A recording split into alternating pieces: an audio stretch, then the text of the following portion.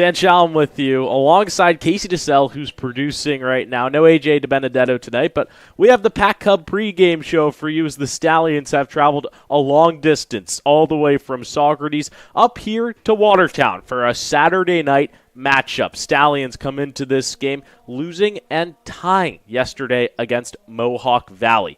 It's been a rough couple of games, and they're looking to turn it around. Why don't we take a look back at the last five, starting with versus Albany, a 5-3 loss at home in the first game of the doubleheader, then a 9-0 win.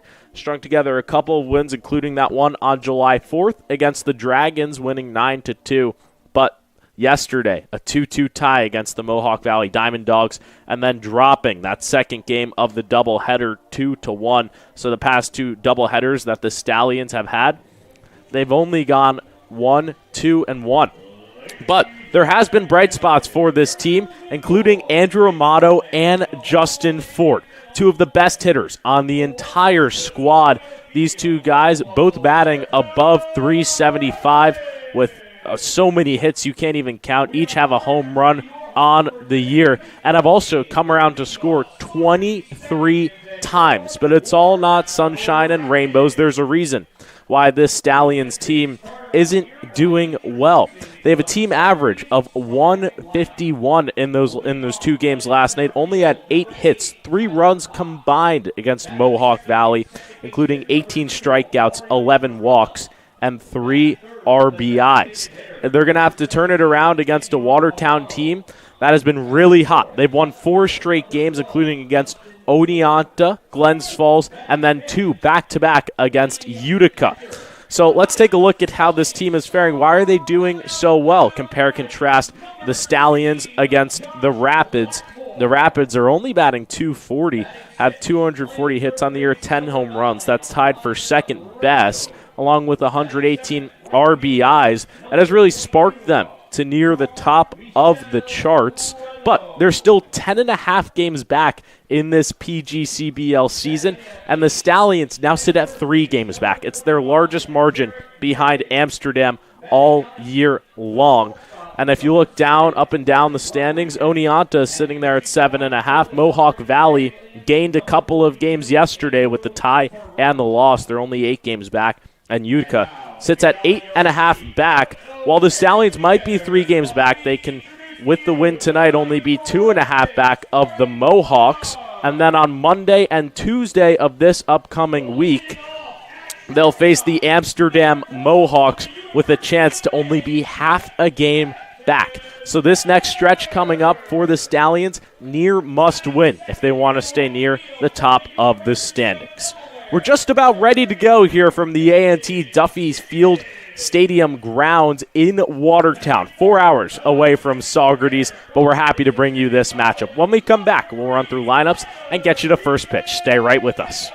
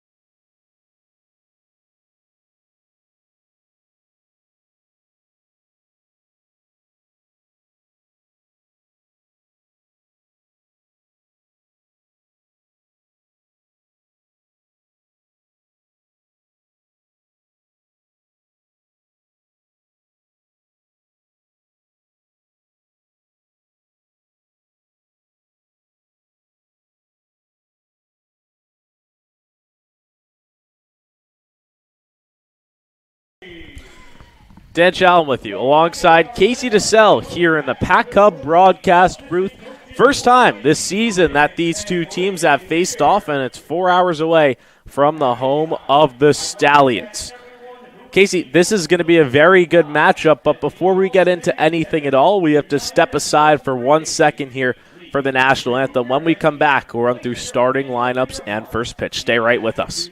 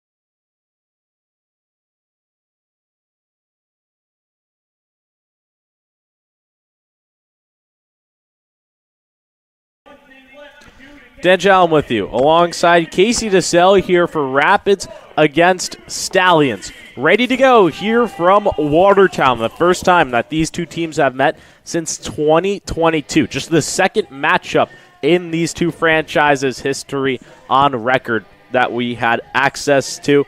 And Casey, it's a perfect time for the Stallions to turn things around against the sixth best team in the PGCBL East. Yeah, you mentioned turn things around yesterday. Pretty rough day for the Stallions against the Mohawk Valley Diamond Dogs, a tie and a loss. Although they did come off of a win against Glens Falls on that July 4th game, they won 9-2. So looking to build off of that game and forget yesterday.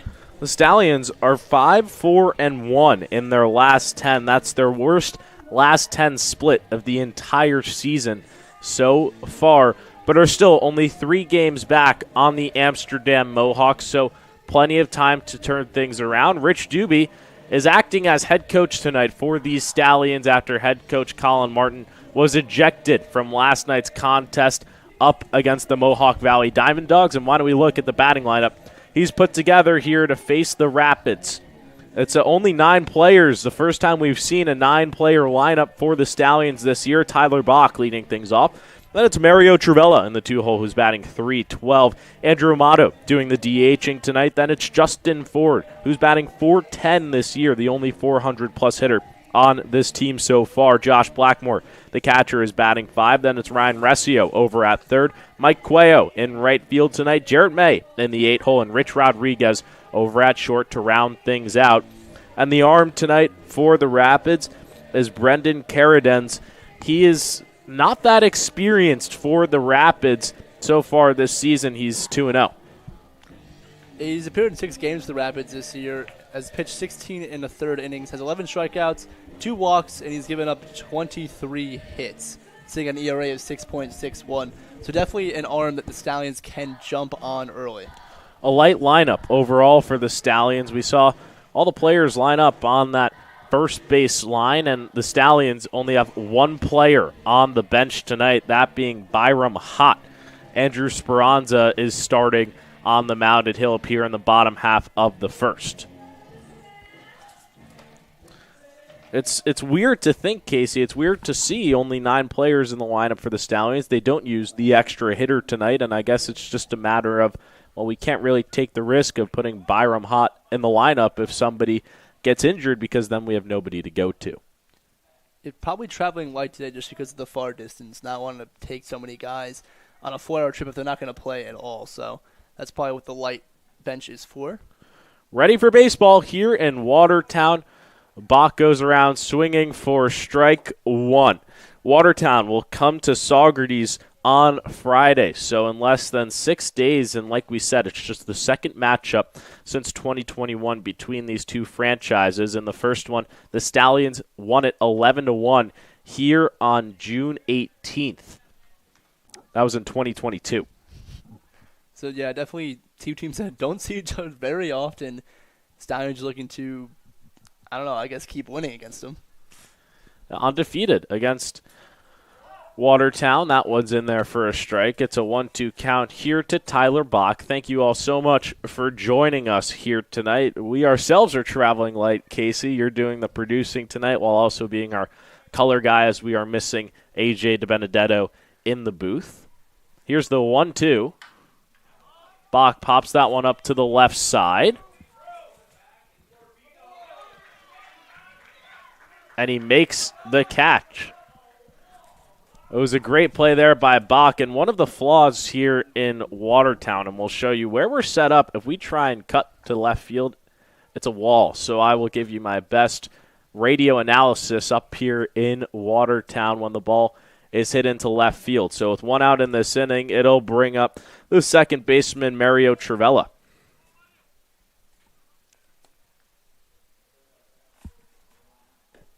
First pitch to him misses outside. The setup here in Watertown, their stadium, on a bunch of fairgrounds. So if you see some rides in the background, it's kind of an all-year thing during the summertime here in Watertown.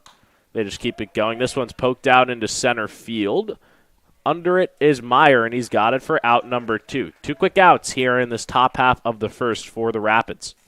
Yeah, the Stallions look like they're being very aggressive tonight. Only seen 5-6 pitches between the two batters so far. Both flyouts to center and left. So getting under the ball right now and not too much hard contact.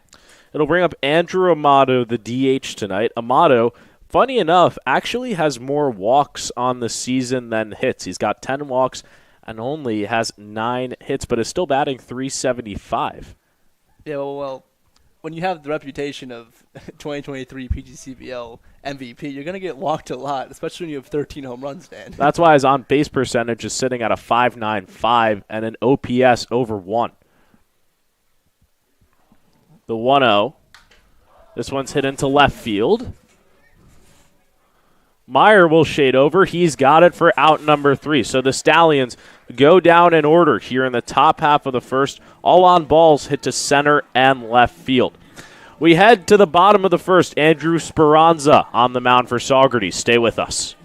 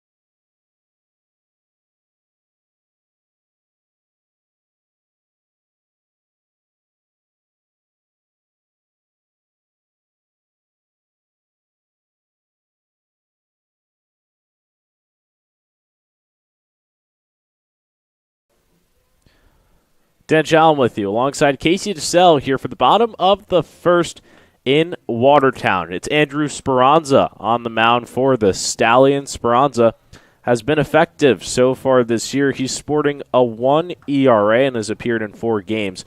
We'll look to keep it going in his first start of the year. His last appearance for the Stallions was at Albany in that 12-12 tie. So it's been a long time. That was June 14th, and it's now July 6th.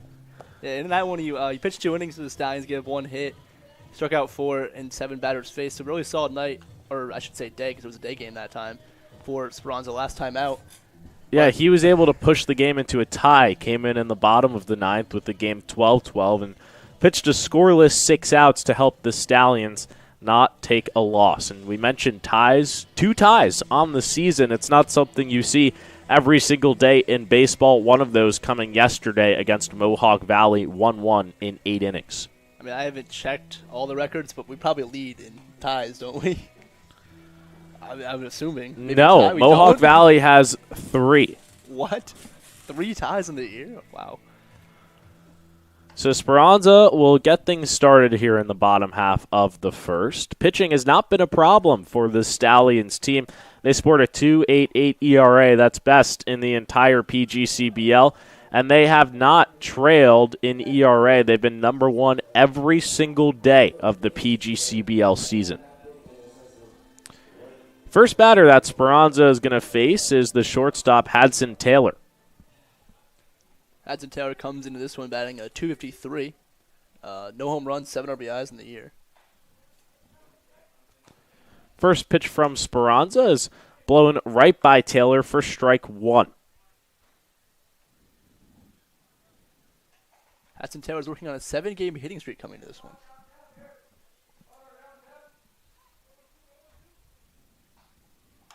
It's the first game for Watertown since they played a July 4th doubleheader here at A.T. Duffy Stadium. And they took down the Blue Sox in both of those matchups and are on a 4-game winning streak, so making a little bit of a push right now.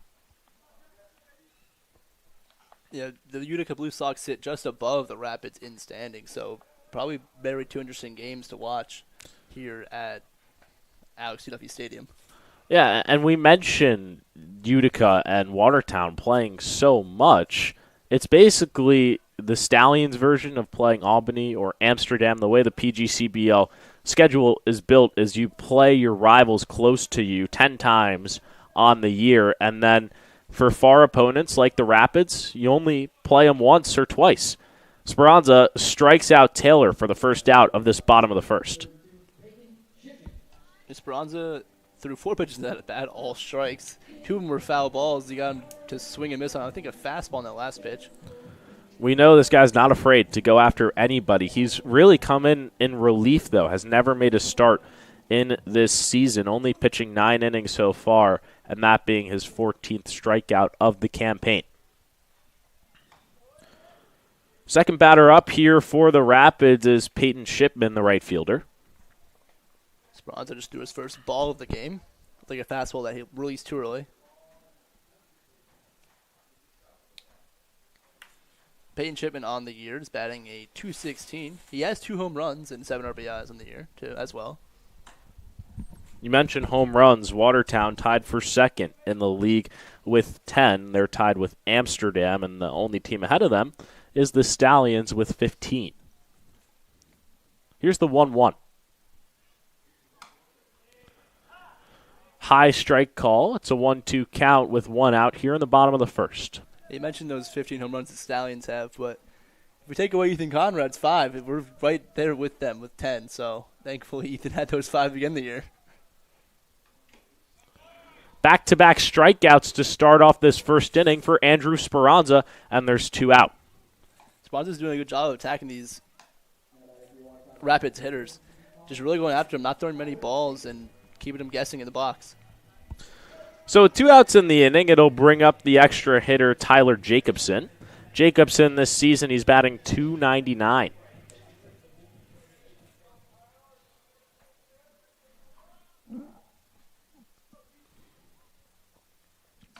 First pitch from Speranza misses for ball 1. In Jacobson's last game against Utica on July 4th, he went 0 for 4 in that one.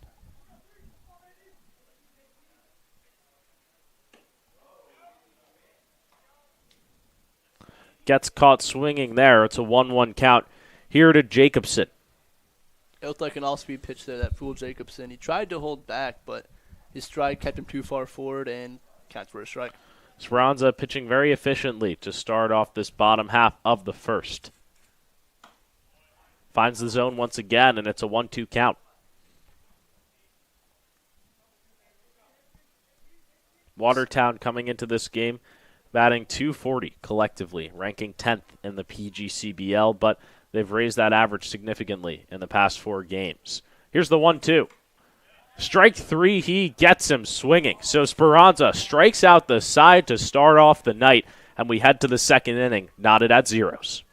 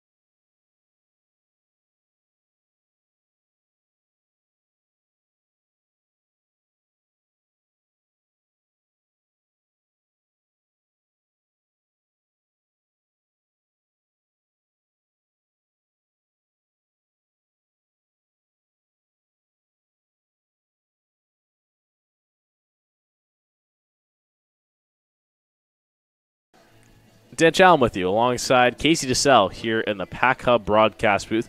Top half of the second, Justin Ford coming to the plate. And Casey, these two guys on your screen, Andrew Amato and Justin Ford, have really carried the team overall on the batting side.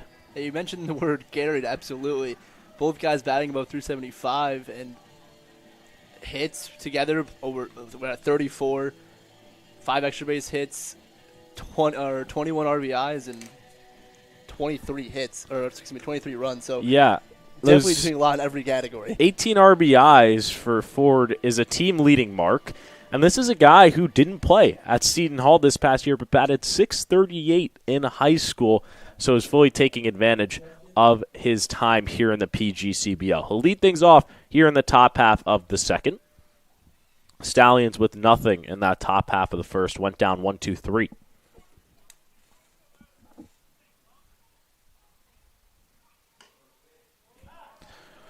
First pitch here from Caradens is in there for a strike.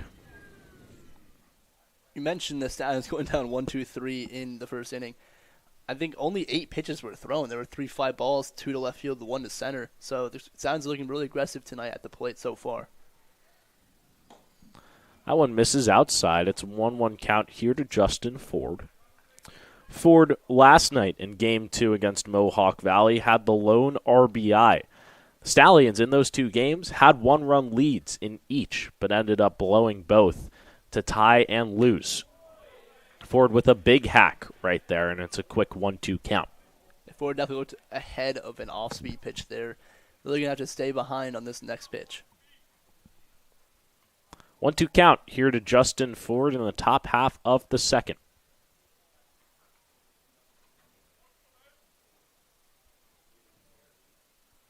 The pitch stays alive. Pitching's been great as of late for the Stallions team. Runners left on base has been the real problem.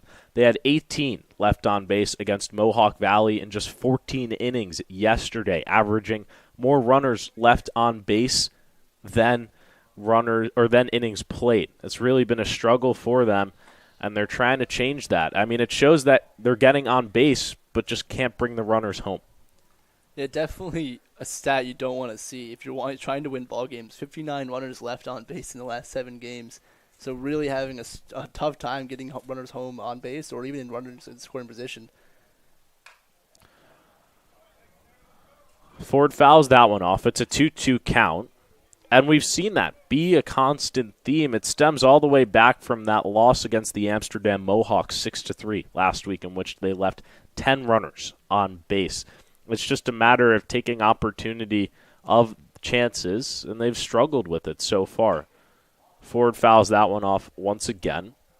But their OPS sits at 829. They're getting on base so much that second best only behind the Mohawks, who have a 900-plus OPS. Just struggling to bring those runners home. You're definitely struggling, as you mentioned, that Amsterdam game. They probably could have won if they didn't leave so many runners on base.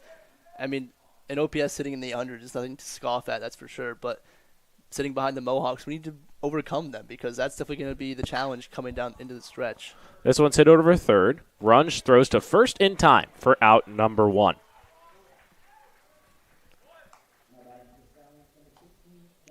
So with 1 out here in the top half of the second, it'll bring Josh Blackmore to the dish. Blackmore has played 15 games this year for the Stallions. He's batting a .310 in those 15 games. Has 1 home run, 9 RBIs, and 10 walks. So a very solid hitter at the plate for the Stallions. Yeah, Josh yesterday went 0 for 3 with a strikeout in Game 1 of that Mohawk Valley game. He's behind the dish tonight. We saw Eddie Yaman do the catching in the second game. Nate Manley is in the dugout for the Stallions tonight as well as the backup catcher. So we have 2 guys on the guys on the bench, Byram Hott and Nate Manley. I mean, 2 guys you would love to see on the bench for a bat, honestly. That one's in there for a strike. Like we mentioned, first time this season that the Stallions have only rolled 9 guys out there. No extra hitter tonight. And Rich Doobie is the interim head coach before head coach Colin Martin comes back after he was ejected last night in the game against Mohawk Valley. Yeah, I can only imagine that head coach Martin was just thrown out because of frustrations. A team like the Stallions tying and losing to the Mohawk, or the Diamond Dogs, excuse me. It's just they're not the same level of team, and we should have beaten them in both those games. I mean, they had their chances. They had their opportunities. 18 left on base is what you draw on, and they also had the lead in both games, but the bullpen faltering down the stretch and not being able to close things out. It's a 2-2 count here to Josh Blackmore. The pitch. Chops that one foul.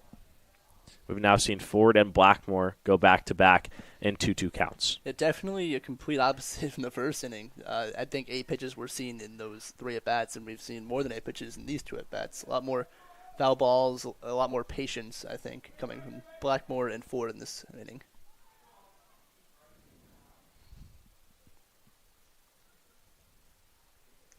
The 2-2 stays alive once again. And it's weird seeing Rich Doobie as head coach of this squad, but he has a great history being the head coach of the Stallions. Brought them the PGCBL championship when he was the interim head coach in 2021, so knows how to thrive in that role. The 2-2. Blackmore stays alive once again. Blackmore looking to erase his 3-game slide here. 3 games without a hit in a row. Yeah, he's 0 for his last 6 in his last 3 games.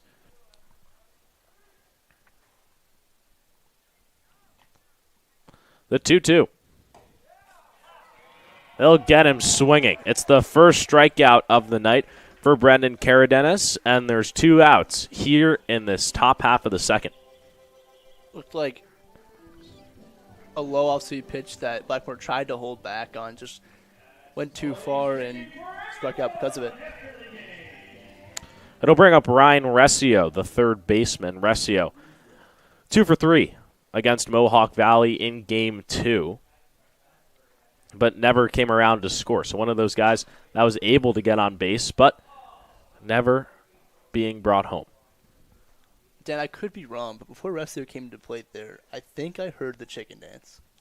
I heard it too. It's because Josh Blackmore is the K-man tonight here in Watertown, and it was free chicken tenders from Tully's if he struck out, in which he did. So, chicken dance, even while we're 4 hours north of Saugerties. This one's hit over to third, throw to first in time. The Stallions have gone down in order in back-to-back innings to start off this game. We head to the bottom half of the second, still no score.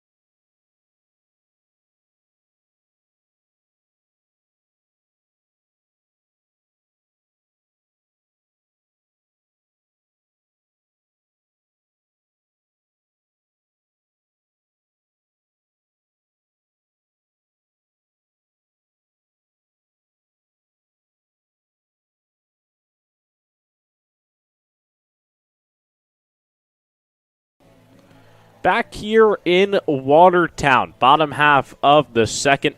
Stallions have gone down in order to start off this game. No runs, no hits on the board, but it's been a similar story for the Rapids, but a little bit different. Andrew Speranza striking out the side to start his outing. Yeah, at least the Stallions so far have put the ball in play 5 out of 6 times. I mean, Taylor, Shipman, and Jacobson went down in strikes in a row last inning for the Rapids. Speranza looking to just continue his success there on the mound and maybe strike out the side this inning too. Why not? Speranza coming into this game only had 13 strikeouts on the year, but he is averaging just about 3 strikeouts per outing.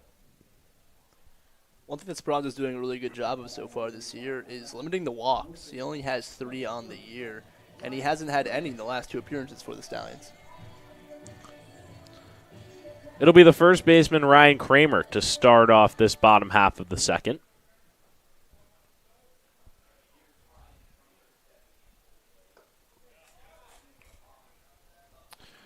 Kramer so far this year batting .265. He also has 3 home runs and 19 RBIs, Dan, so he's been pretty effective at the plate for the Rapids. Yeah, those 3 home runs leads the team. So definitely a power guy at the dish. 22 hits and 83 ABs. Makes sense why he's batting in the cleanup spot.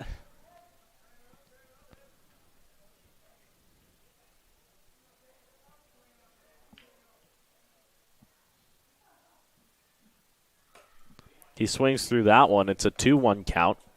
We're still looking for the first hit of this ball game on either side. Nothing so far. 9 outs in.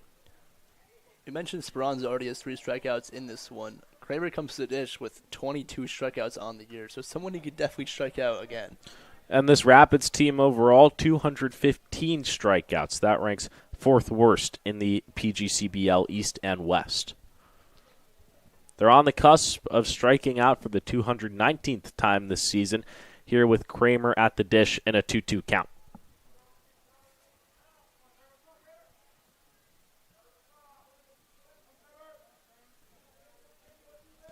Here's the pitch. Popped up to the right side. May is shading over.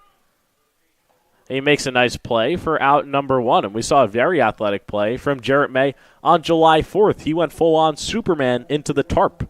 Yeah, he dove into the tarp on July 4th. It was an absolutely incredible play. And shout out to our cameraman Seth for capturing that one on the broadcast that night. It looked really great. I watched it back. So with 1 out in this inning, Connor Sackett, the catcher, will step in. First pitch to him misses upstairs. Connor Sackett's really been struggling at the plate this year for the Rapids. He's played 11 games and he's batting at 156. So definitely looking to turn things around here, but it might be hard to do so against Speranza. He finds the zone there. It's a 1-1 count. You look up and down this roster for the Rapids. They've had 7 of their players who play in the field leave the squad. So they're not only maybe batting a low average, they're also low on guys, and the majority of those guys played an average of 8 to 10 games. So we're members of this squad for probably around 20 days. 1-2 count. Here to Sackett. The pitch misses down low. We've seen a lot of Stallions guys leave too lately. Over the last 3 weeks, I want to say. We've seen Conrad, Genther, Marcano, Dieter. It's that time of the year where guys are coming in and out. This one's hit out to right field. Cuello is under it, and he's got it for out number 2.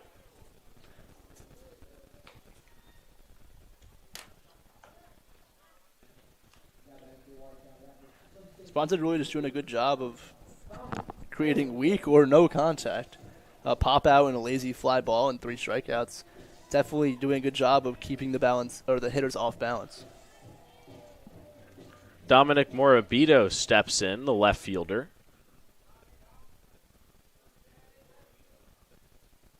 First pitch to him. Misses for ball 1. Morabito, .213 hitter. He's played in 23 games for the Rapids. He's one of 3 that has played in 23 on the squad. 1-0, fouled back. So definitely a guy that's been struggling all year. When you mentioned he played 23 games, it's pretty much almost all of the games they've played. He's only batting at .213, so definitely a guy that Speranza wants to attack right now, especially because he has 20 strikeouts.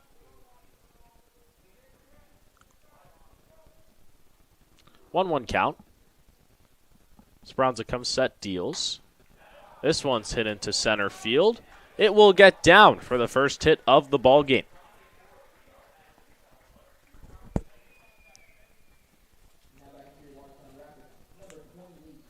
Yeah, not really a hard hit ball out there from Morabito. Speranza did a good job there, just unlucky. So after a 2-out knock from Dominic Morabito, it'll bring in the DH Mason Collins. first base runner of the ball game overall. Mason Collins is also a two-way player. Pitches and hits for the Rapids. His last game he appeared at the plate was against Utica on July 4th. He went 1 for 2 and had a double, 2 walks, and 2 RBIs. He's also a consistent pitcher for the squad. He pitched 8 innings against Oneonta in a 9-4 win on July 4th. Has pitched a minimum of 6 in his last 4 starts. He's also pitched 37 and 2/3 innings, which is really high. I don't think a guy in the Stallions even come close to that. That one's hit over to Trivella. He flips to Rodriguez for out number 3. So Esperanza does a nice job limiting the damage. We head to the third. Still no score here in Watertown.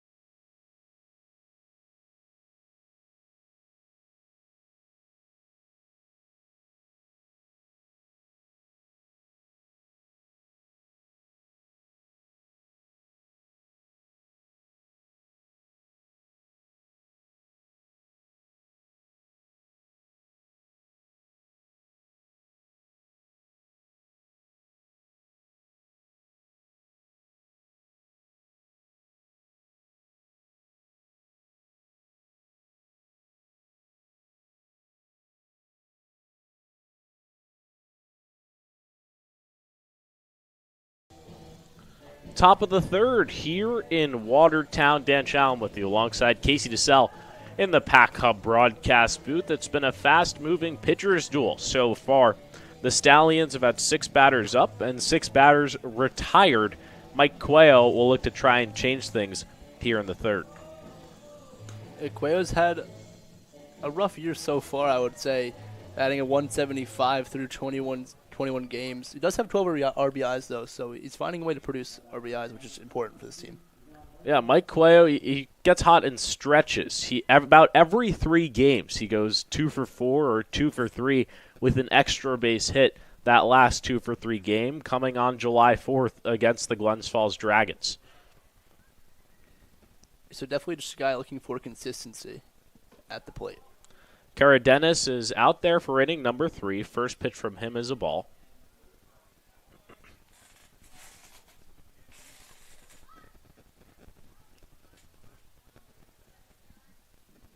The 1-0 finds the inside part of the plate for strike 1. A cool, sunny night here in Watertown. This is the furthest destination that the Stallions will travel to in the regular season. This one's chopped over to third. Another play for Runge. He throws to first, and he's got him. 1 out here in this top half of the third. Cuello just ahead of that one, rolled it over to Runge at third base. Wasn't hit soft enough for him to run it out, and wasn't hit hard enough to get by him. So that's the third ball of this game that's been hit to Runge at third base. And there's only been 7 Stallions batters to the plate. It'll be, with 1 out here, it'll bring Jarrett May to the dish. May, another guy struggling on the squad, batting 108 through 14 games this year. Has put the ball in play, but just can't seem to land it in the right spot. Yeah, another thing, this was 14 strikeouts, which is pretty high, considering he only has 4 hits. In 37 at-bats. Yeah.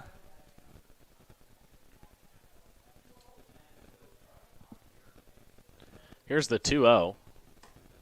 That one misses down low. May has been disciplined, though, at the plate. He has 7 walks on the year, and has also gotten plunked a good amount of times. Hit by pitch 4 times this season. That leads the team. He'll take the 3-0 for strike 1. Yeah, probably not a stat you want to lead the team in, but I guess he'll take it. He's on base. Maybe with a few bruises here and there, but... Yeah, his OPP sits at 340 despite batting a 108, which is pretty good. That one misses onside. He works himself another walk. So it'll be the first base runner of the game here for the Stallions with one out in the top half of the third, and that one caught the umpire in the groin area. Just mentioning it caught the umpire. It almost caught Jared May again. He had to avoid that one. So his team leading stat didn't go up. Sackett does a nice gesture here, just letting the umpire reset after getting hit with the pitch. With one out in this inning, it'll bring up the shortstop, Rich Rodriguez. Rodriguez 0 for 3 in his last game yesterday against Mohawk Valley. Rodriguez on the year, 18 games played. He's batting at .240. Has 12 RBIs and 11 walks for the Stallions. Trying to get something going, and Duncan, the first hit of the game for Saugerties. Here's the pitch. Finds the zone for strike one. Although the Stallions don't have their first hit yet, they haven't really struck out that much, just one. Just a lot of ground outs, as you mentioned, to third base, and 2 fly balls to left, 1 to center. So they're seeing the ball well, they're just not finding the right spot to hit it to. The off-speed misses. It's a 1-1 count, 1 out here in the top half of the third. Jarrett May is over at first after earning himself a 1-out walk. And Rich Rodriguez trying to earn the Stallions' first hit of this ball game here in Watertown. He hits that one off himself. It'll be a 1-2 count.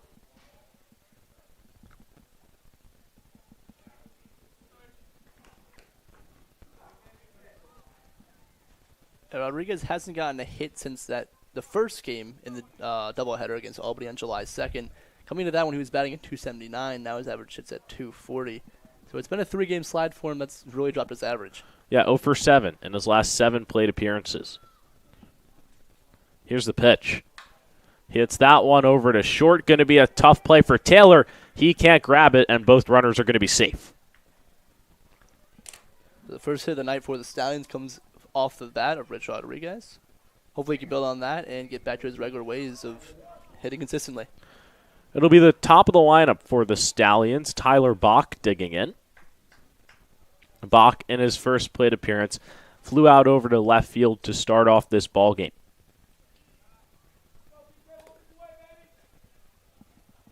RBI opportunity here for Tyler Bach. He only has 2 on the year through 15 games. Trying to lay down the bunt, and that makes sense given his speed. Yeah, definitely. In this situation, it wouldn't be a sacrifice necessarily because there's already 1 out, so there's no need for that. He really just sees how far back Runge is playing and just tries to get a hit out of a bunt. You know when Bach puts the ball into the outfield, it's most likely a double, and if it's in the gap, he's going for 3. Yeah, definitely a player that flies around the base paths. The 0-1 hits this one to right field. It will get down. They're going to stop May at third, and the bases are full of ponies here with 1 out in the top of the third. Yeah, Bach doing a good job there. Just got a fastball in that 1-1 count and was able to line it out there to right field just in front of Shipman.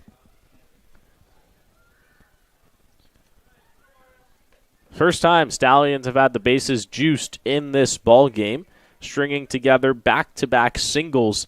It'll give Mario Trivella a chance to bring in his 17th RBI of the season here with 1 out.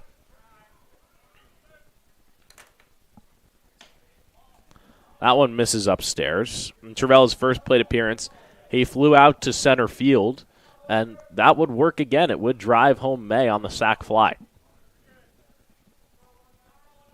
Definitely a guy you want with runners in scoring position. As you mentioned, he has those 16 RBIs. Also has an OPS sitting at .912, so someone that can definitely bring home a couple runs right now. He takes the first 2 pitches, and it's 2-0. Saugerties trying to plate their first run of the ball game and take an early lead here in Watertown.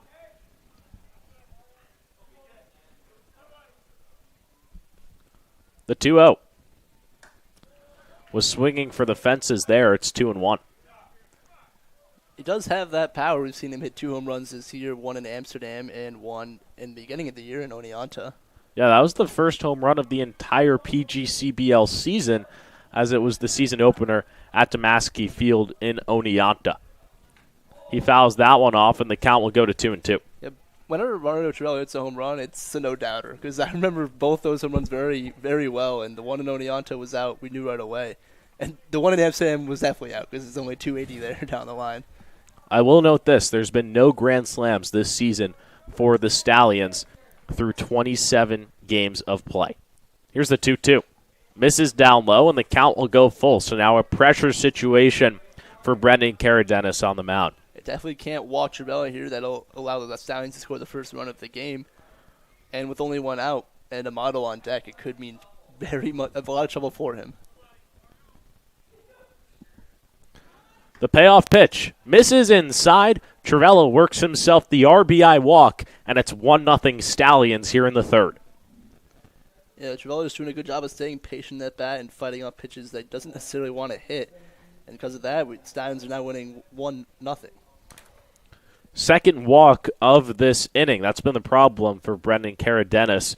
If you eliminate those 2 walks, he's out of this inning unscathed. But the Stallions get ahead early, and we saw them take a 1-0 lead against Mohawk Valley in both games yesterday before blowing those 2 leads to eventually tie 2-2 in the first game and then lose 2-1 in the second game. It'll bring up Andrew Amato, the DH. Prime opportunity for him to blow this game wide open here in the third. Yeah, definitely. We know he has the power when he has 13 home runs last year. So Caradenis has to be really, really careful pitching to Amato in this at-bat. Another thing I'll mention is he already has 2 walks in this one, which matches his total on the season. He came into this one with 2 walks, so Stein's doing a good job of staying disciplined at the plate. Amato hits this one into center field. Going back on it is Meyer. He's got it, but tagging to score is Rodriguez. It's a sac fly for Andrew Amato, and it's 2-0 Saugerties. Very good job from Andrew Amato. They are not wasting the RBI opportunity and getting a runner in.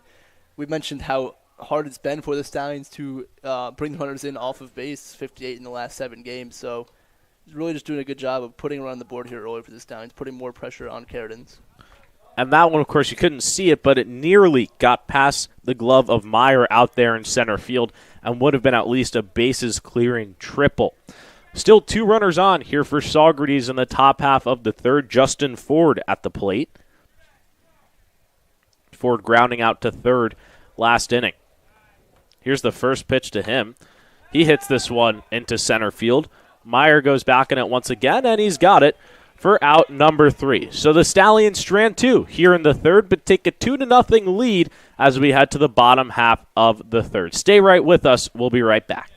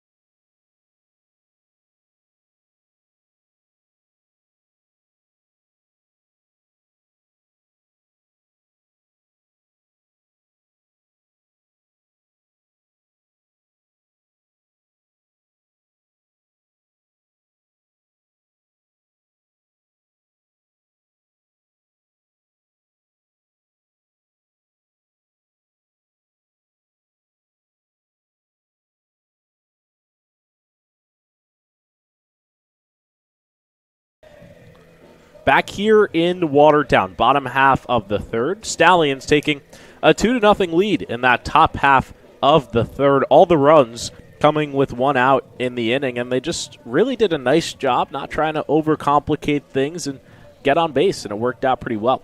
They did a very good job of staying disciplined in their at-bats. 2 hits, 2 walks, and a sacrifice fly, and it brings home 2 runs.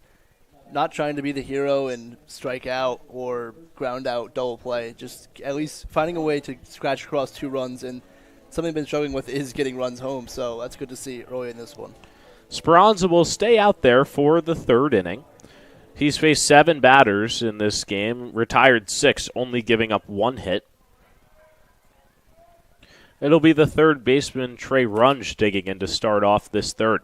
He takes a first pitch ball. Yeah, Runge this year is batting at 231 and only 5 games played for the Rapids. He played his first game on June 19th at Utica.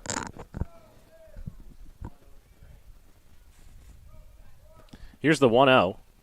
Misses upstairs. This game crucial for the Stallions to get themselves back on track. They're on a 1-game losing streak.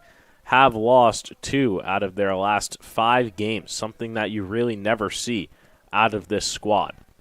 Here's the 2-0. Finds the top part of the zone. 2-1 count. Yeah, you mentioned the word crucial when getting back on track, especially when you have the next 2 games being against the rival Amsterdam Mohawks. This one's popped up on the infield. Trivella shades over. He's got it for out number 1. Yeah, you mentioned that. Coming up for the Stallions, 2 games against the Mohawks, that being on Monday at home and then Tuesday away. If they are able to win this one, they'll head into that matchup either 2.5 or 3 games back, depending on how Amsterdam plays tomorrow.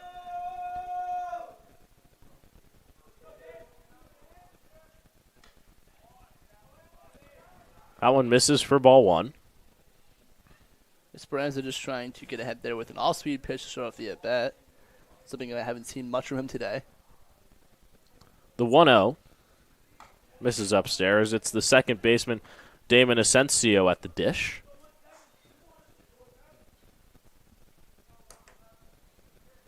Asensio, one of the worst hitters on this team. He's sporting a 105 average so far through 9 games. Just has 2 hits in 19 plate appearances.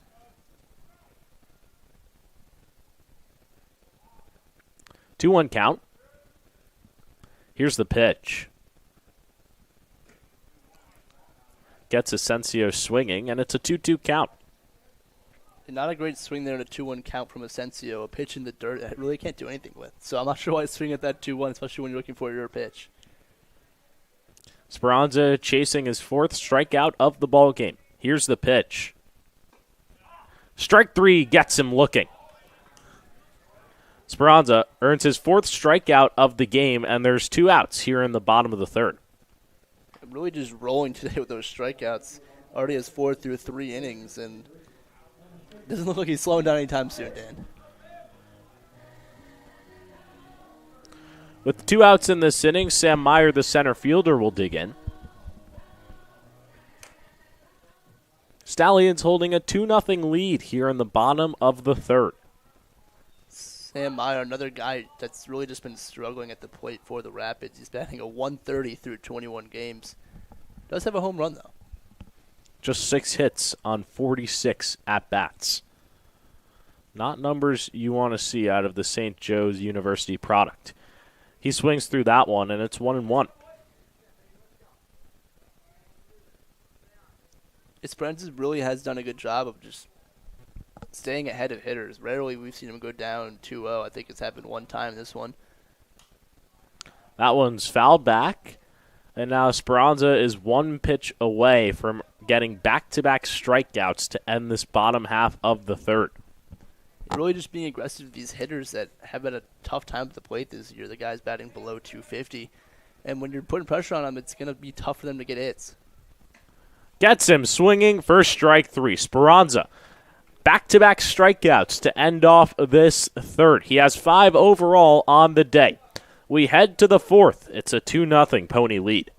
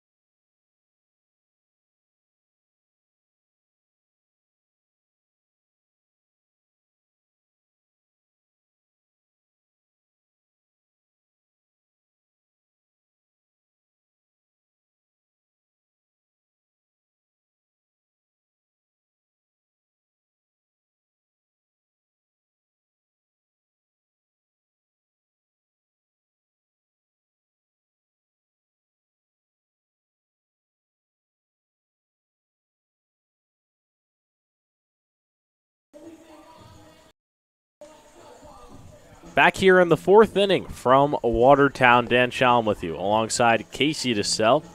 Brendan Caradenas is out there for his fourth inning of work. It'll be the second time in 3 starts that he's hit 4 innings.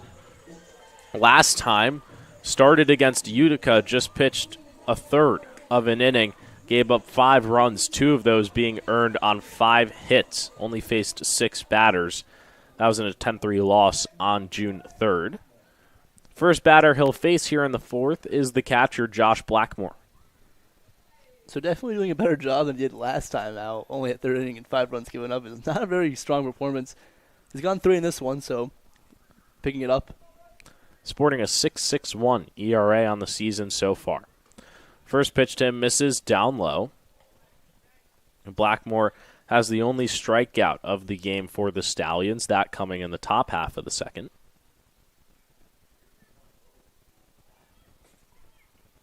The 1-0 misses down low, but don't let that one strikeout taint your image of Josh Blackmore. He's one of the best hitters on this squad. He's batting at .310 coming into this game. Obviously a little bit lower now after that strikeout, but still probably above 300, and he's been very consistent at the plate as one of those home runs for the Stallions, leading with 15. Has been on a little bit of a cold streak, though, lately. 0 for 7 in his last 3 games, and 0 for 1 tonight. But before those 3 games, he did have a 6-game hitting streak, so someone that's definitely going to turn it around. We've seen him be bat good all year round, and pretty good defensively all year round 2. Got to a shaky start, but really picked it up. The 3-0 misses on the inside. Now Josh Blackmore has a walk in 5 out of his last 6 games, and it's a leadoff base runner here for the Stallions in the top half of the fourth.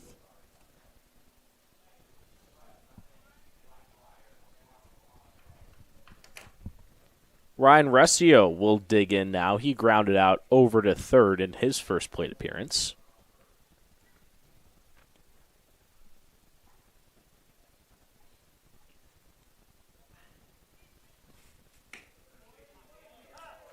That one finds the zone for strike 1.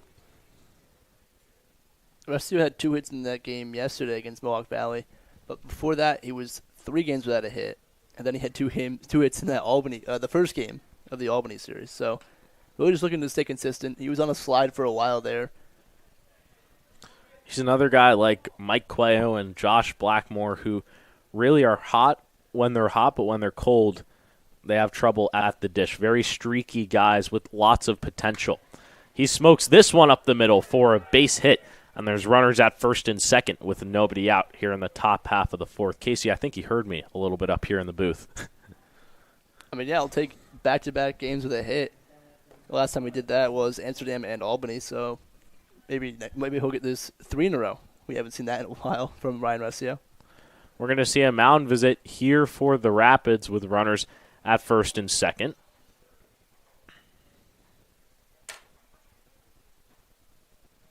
Mike Cuello is next up for the Stallions.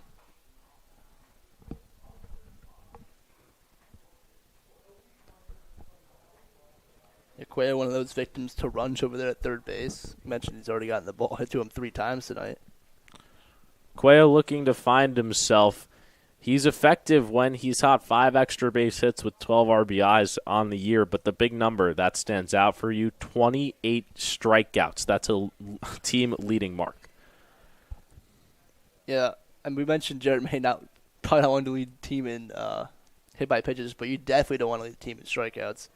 So looking to just erase those. You just got to take better at bats, be more patient in the box, find your pitches to hit and drive, and that's the success. That'll make success for Cuello. When he makes contact, he hits the ball into the gap. He was just a home run shy of the cycle nearly a week ago and earned our Pac Hub Player of the Game at home and is looking to extend the Stallion lead here in the top half of the fourth.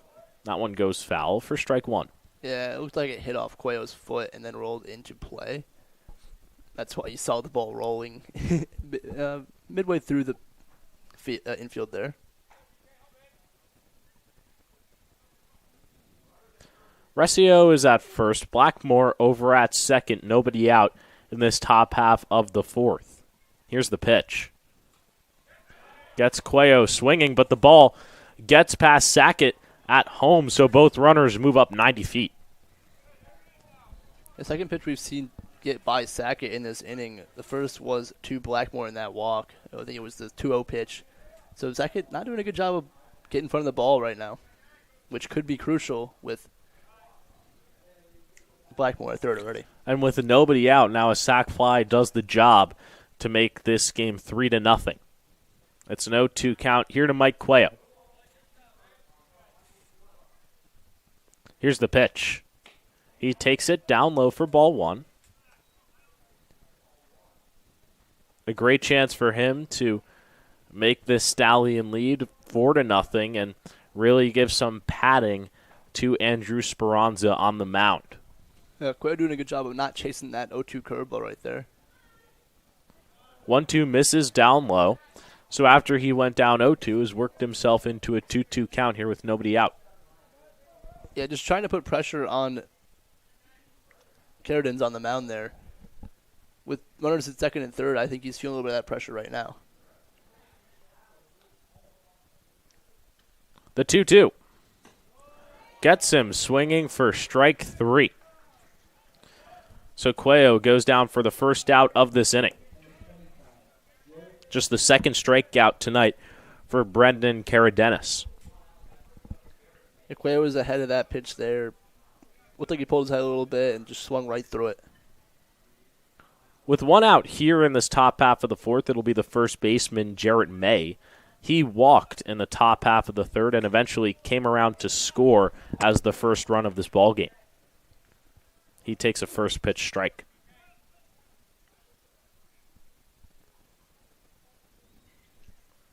Just needs to put a ball into the outfield to drive Blackmore home. Something he definitely can do. We've seen him hit the ball hard a lot this year, just not finding out success, a lot of line outs. And he's hit by the pitch.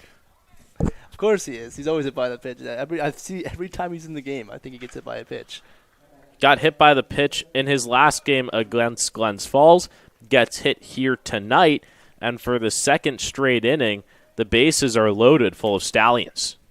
Jared Walkman May. It'll be Rich Rodriguez to the dish now with the bases juiced and one out in this top of the fourth. Rodriguez had the first hit of the ball game for Saugerties and would eventually come around to score as the second run. He takes for ball one.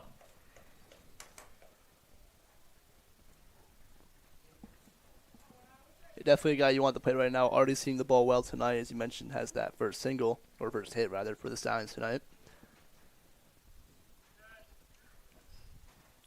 The 1-0 popped up behind the plate. A tough play there for Sackett. It landed right in front of him, but he couldn't make the catch.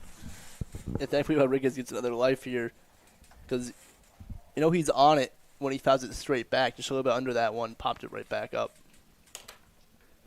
So he stays alive. The bases are still loaded here with one out in the top half of the fourth. A great chance to blow the game wide open.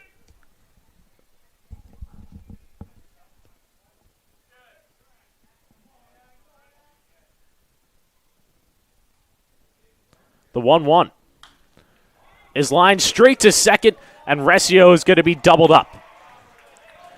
It's a 4-6 double play to get Brendan Carradines out of the jam here in the top half of the fourth. Yeah, nothing Recio could really do about that one. It looked like he thought it was going to get through and just took off. Unfortunately for him, Asensio made a great play and was able to double him up. The Stallions leave the bases loaded here in the top half of the fourth, but still have a 2-0 lead as we head to the bottom of the fourth. Stay right with us.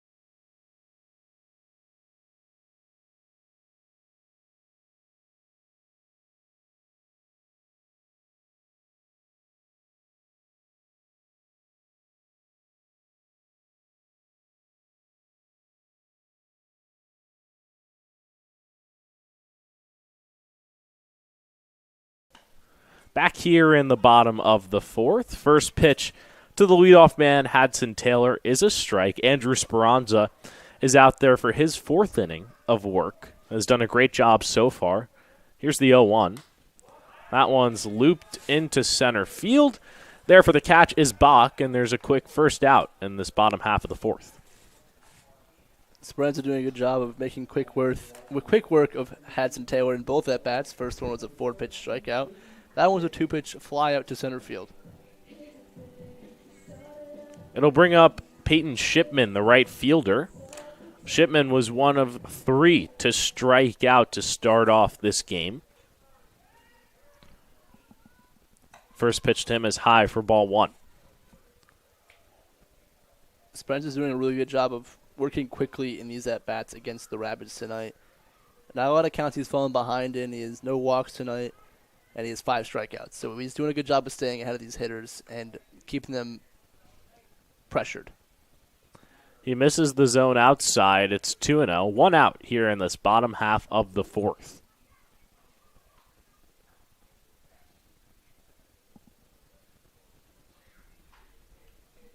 Speranza having some control issues, sails that one, and it's quickly 3-0. Of course, as I mentioned, he has no walks and has only gone to a 2-0 count. He's now in a 3-0 count. This is the longest that Speranza has gone in a game since the Stallions' second contest of the season against Boonville. He pitched 4 innings in that one in the 20-3 victory and earned his first win. He deals a strike there, and it's 3-1. It's going to really have to battle back here. He went down 3-0. There's a strike there. Going to have to make a good pitch here, one that Shipman can't handle. Shipman works himself a 5-pitch walk, and there's a base runner for the Rapids here with 1 out in the bottom of the fourth. It's just the 4th walk of the season that Speranza has given up. Yeah, he's been very good with his control so far this season. Mentioned before, the last 2 games he's appeared, he didn't have any walks. So Tyler Jacobson, the extra hitter, will step in here. And you see that pickoff move by Speranza. The Rapids are a league worst in caught stealing. They've been caught 26 times on the base pass, and you got to watch out with the lefty on the mound. I was just going to mention, it doesn't really bode well for them that there's a lefty in the mound. Much easier to pick off people at first base when you're a lefty. You can get him with that inside move instead of having to step off as already. A 1 count.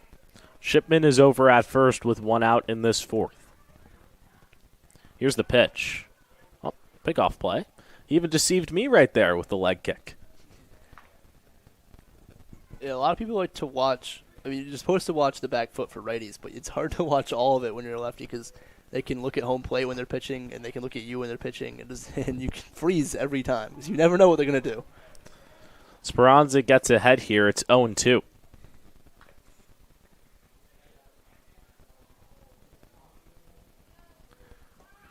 Here's the pitch. Misses down low.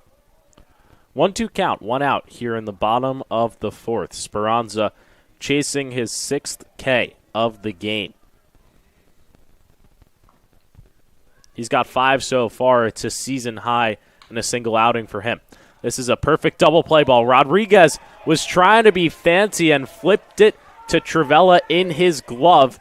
It'll be an E6, and there's runners at first and second here for the Rapids.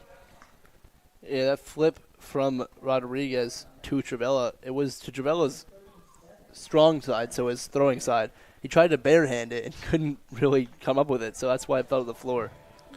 You got to think for Rodriguez there, you got to be using the hand. You can't be doing the glove flip, and then it's just a tough play for Trivella with the bare hand. Yeah, exactly. A glove flip and a bare hand. Two things. It's not exactly a recipe for success. That'll mark the 5th error in the last 5 games now for Saugerties. They've averaged 1 in their past 5 contests.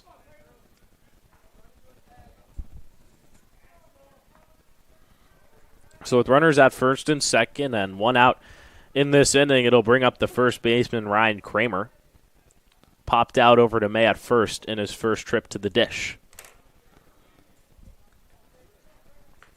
Yeah, the first time we've really seen Spartans in a lot of trouble in this one. They're pretty clean in the base path so far. Only had one runner on base in the second inning, and was able to get Collins to ground out to fielder's choice in that one. Speranza finds the zone there. First strike one.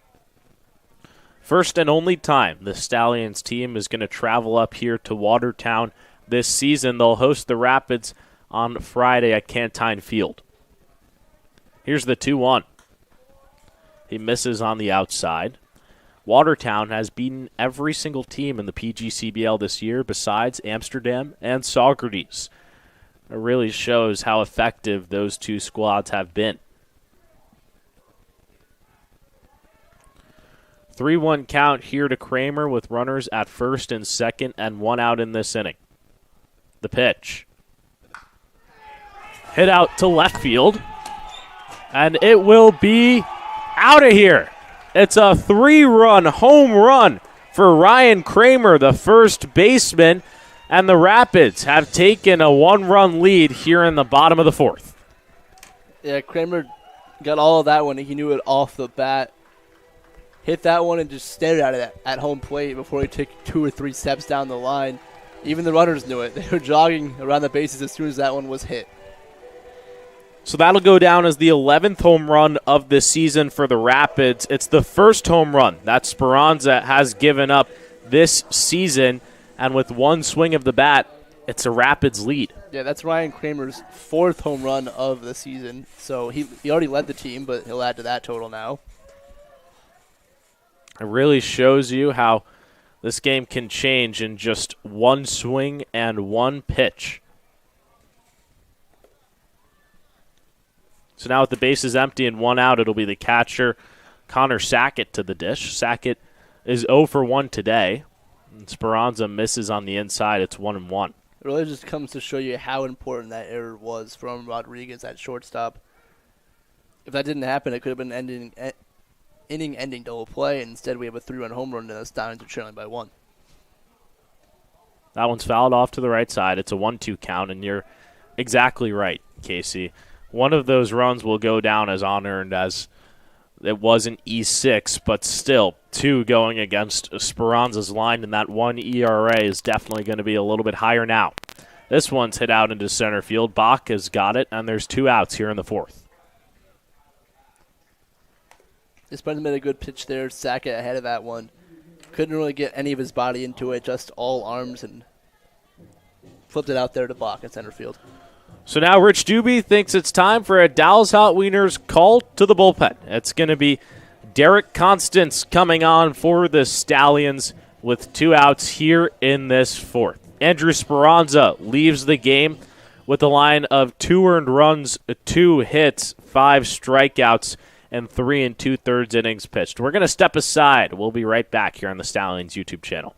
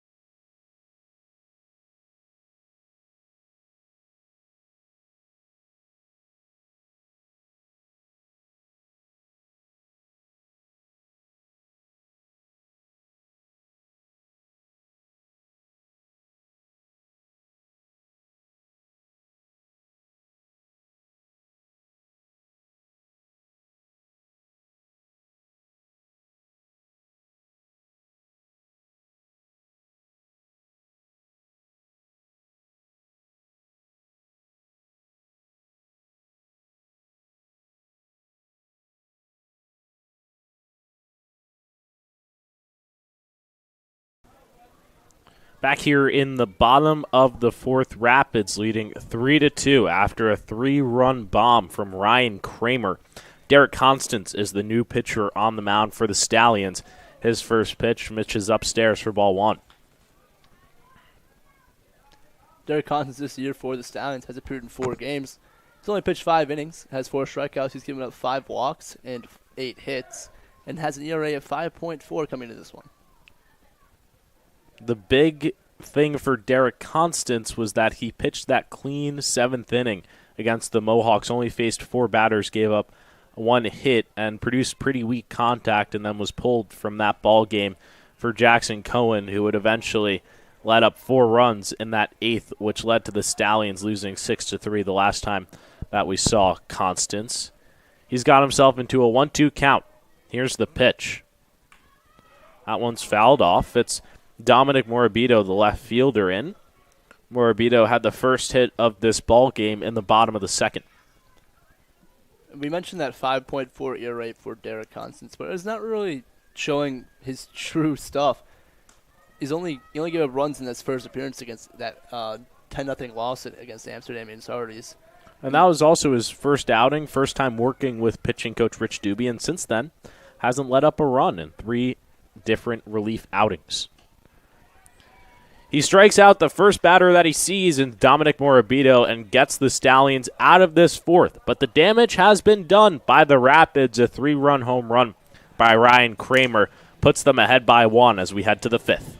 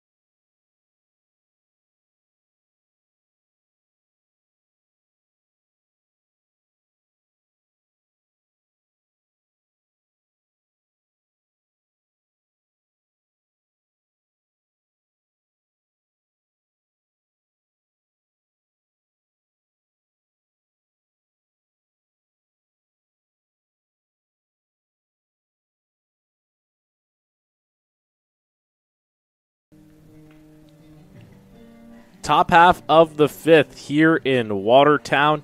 The Rapids taking a 1-run lead in that bottom half of the 4th off a 3-run home run by Ryan Kramer. Stallions could have been out of that inning, but an E6 by Rich Rodriguez kept it going and gave the Rapids a chance to take the lead, in which they did. There's a new arm on the mound as well for Watertown. It's number 6, Derek Gochermount. Gochermount this year has appeared in 4 games for the Rapids.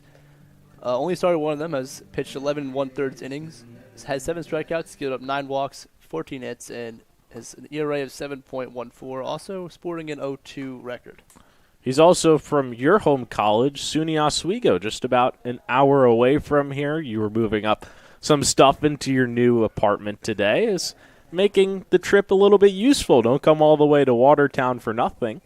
Yeah, absolutely. I'm not going to have to dread the 3.5-hour ride home tonight. I'll dread tomorrow afternoon. That'll probably be me on the bus dreading the 4-hour ride home after this game. Yeah, definitely not a far change for Gudemont, just an hour from Oswego. So probably used to the wind around here. That's something that is very prevalent tonight. You feel it a little bit in the booth. I know it very well as well. That Syracuse weather in the winter is more than harsh. It'll be the top of the lineup to start off this 5th for the Stallions. Tyler Bach digging in. He's 1 for 2 today.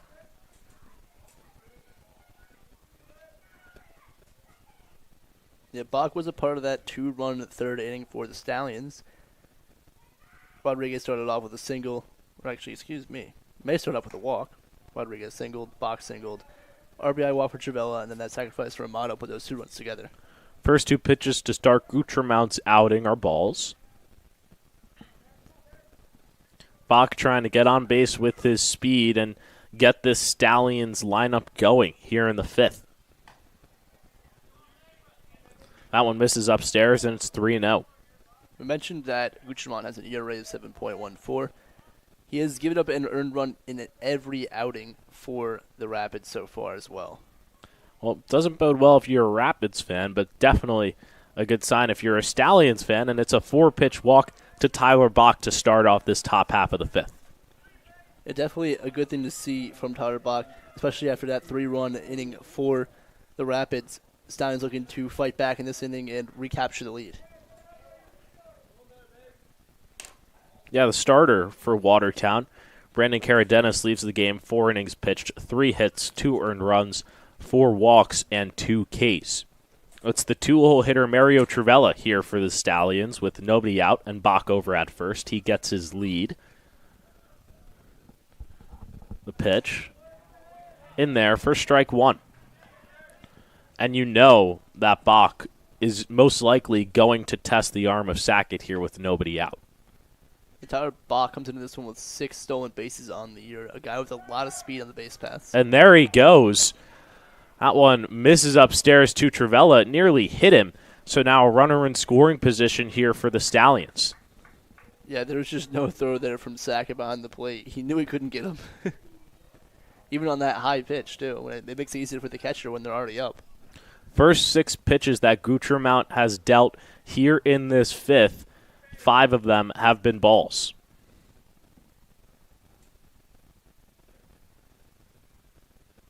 Bach is at second. Here's the 1-1. Trivella hits that one, foul over to left field, and it'll be a 1-2 count. I thought Trivella got a lot of that one, just was a little ahead of it. That's why he pulled it foul to the third base side.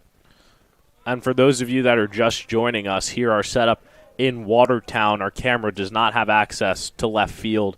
That's why you couldn't see the 3-run home run before, but we'll still be able to tell you all the action that's hit over there if a ball does land in that area. Yeah, the camera and myself do not have access to left field. Dan will run over to the other side of the booth for commentary on that.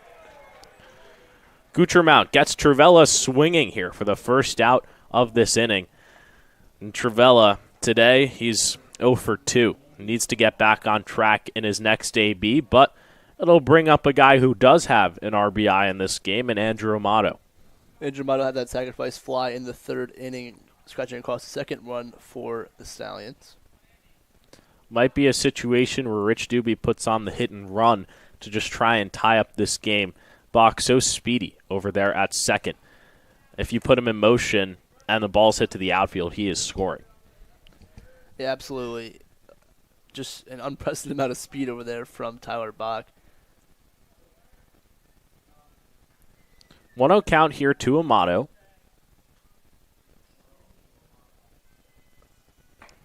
Misses outside. Watertown is one of the only teams in the PGCBL East that didn't face Andrew Amato last season when he won the MVP. So all the other squads know, hey, don't pitch around this guy, but Watertown never got to face him in live play. So hopefully they learned a lesson today, Dan. Here's the 2-0. Misses down low. It's a 3-0 count here to Amato. I talked to him before the game, and he was like, I have more walks this season than I do hits, 10 against 9, and he feels as if it's because teams know specifically not to pitch to him. And he wants to hit, but won't complain about the walks. His OBP is above 1. He pops this one up into shallow center field. That one's dropped. Amato goes over to second. He will be safe. And a brutal mistake out there in the outfield by Meyer. Yeah, I mean, personally, I don't, even though it's Amato at the plate, I didn't like the 3-0 green light there, especially the man on second and 1 out. But hey, it works out for the Stallions, and an error from Meyer in center field allows Amato to get to second and Bach to get to third. So we have 2 runners in scoring position with Ford coming up, someone that's been on fire all year long. It'll go down as an E8. You couldn't see it on the camera, but the ball was hit to so shallow center field that the third baseman Runge and the shortstop Taylor came together, were eventually called off by the center fielder Meyer, and then he overshot the ball, ended up going past his glove.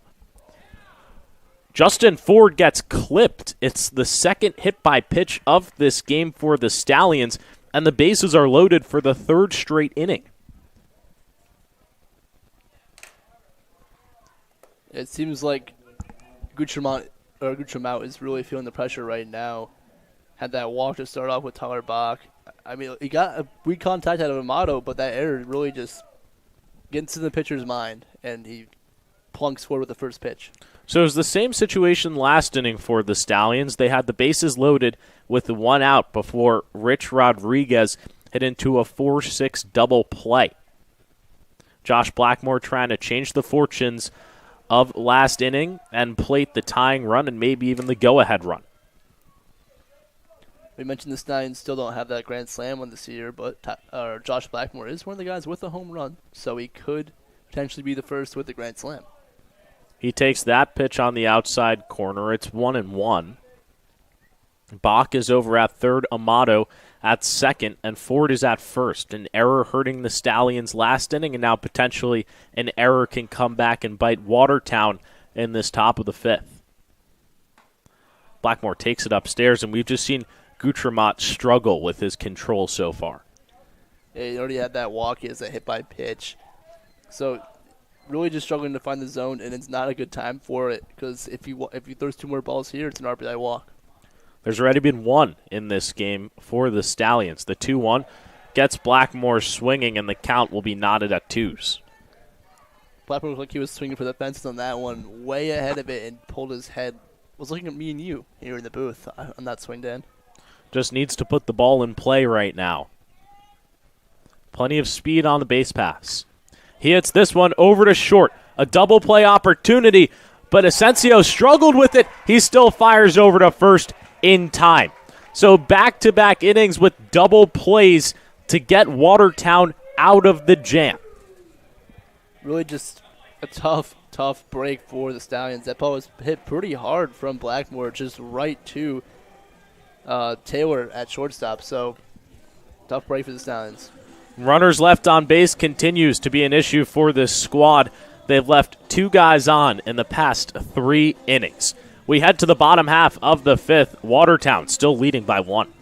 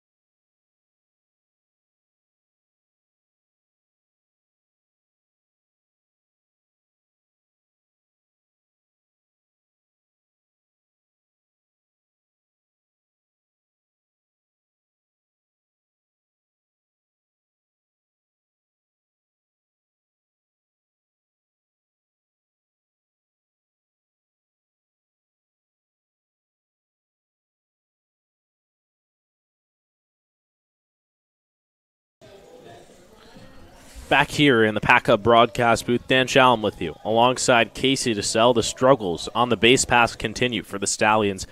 They have 6 runners left on base in this game, have loaded the bases 3 times in the past 3 innings, but have only plated 2 runs. And now Saugerties, at this point in the ball game, Casey, is at risk of losing for back-to-back times in the first time this season. Yeah, you mentioned that back-to-back thing. The 6 runners we left on base in this game. In the last 7, we left 59 runners on base with the graphic on screen. So something the Stallions really need to improve on if they want to win ball games, especially if they don't want to lose their first back-to-back of the year. Yeah, that graphic now updated is 6 runners left on base in this game. You add it to the total of the 57. It'll be 63. Or I have the numbers mixed up. You should do the math on. I'm not a math guy. 65 now. But it really comes back to errors. This one's hit over to the right side. It's a leadoff base hit by Mason Collins.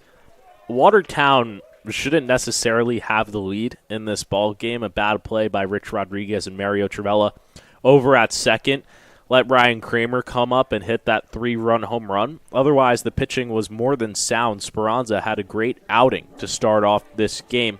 3 2/3, 2 hits, 3 runs, 2 of them being earned as 1 doesn't count with the error. 5 strikeouts. Was wheeling and dealing before that 4th inning where he got a little bit rattled. Yeah, it was definitely filling up the zone. You had those, as you mentioned, those 5 strikeouts, only 1 walk, so really good strikeout to walk ratio for Speranza, and he's been doing that all year long. This one's hit right over to Trivella for out number 1. It's the second time in this game that Trey Runge, who just popped out to Trivella, has popped out to the second baseman. 2 plate appearances, 2 balls to Mario Trivella. It'll bring up the second baseman, Damon Asensio, here with 1 out in this bottom of the 5th. Collins is over at first. Bunt put down by Asensio. Constance Fields, he throws to first. Runner gets over to second, but there's now 2 outs in this bottom of the 5th. Interesting move with 1 out to try sacrifice bunt there from the Asensio, but I guess it kind of makes sense. He's only batting a 105 coming into this one, so definitely a bat you want to make the most of. It'll be the 10-hole hitter Sam Meyer to the plate now with a runner on second and 2 outs in this bottom of the 5th. Yeah, we mentioned that sacrifice bunt, but the next guy isn't exactly the best hitter in the world. He's only batting a 130, Sam Meyer, through 21 games. So really just banking on a base hit here from not one of your best batters. Yeah, he has 6 hits in 47 games and struck out in his first plate appearance tonight to Speranza. That was his 5th strikeout of the outing.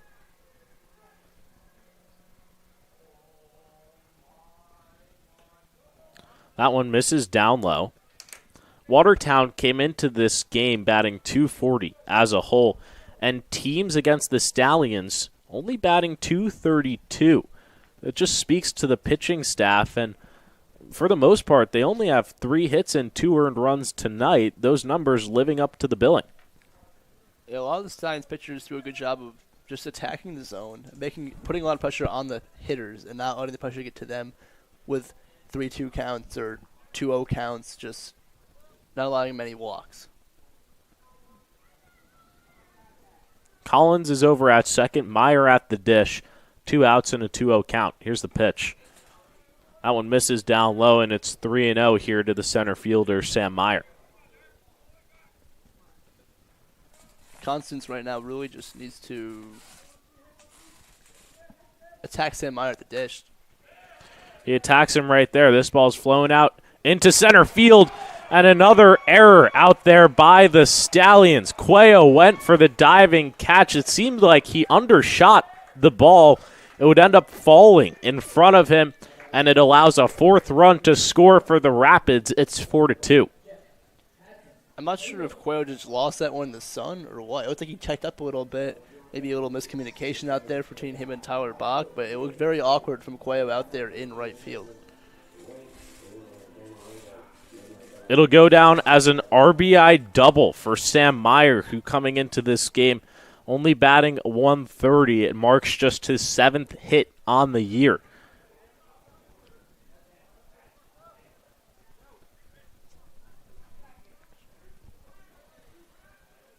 The ball never touched Cuello's glove out there in right field, so it doesn't go down as an error. It fell right in front of him.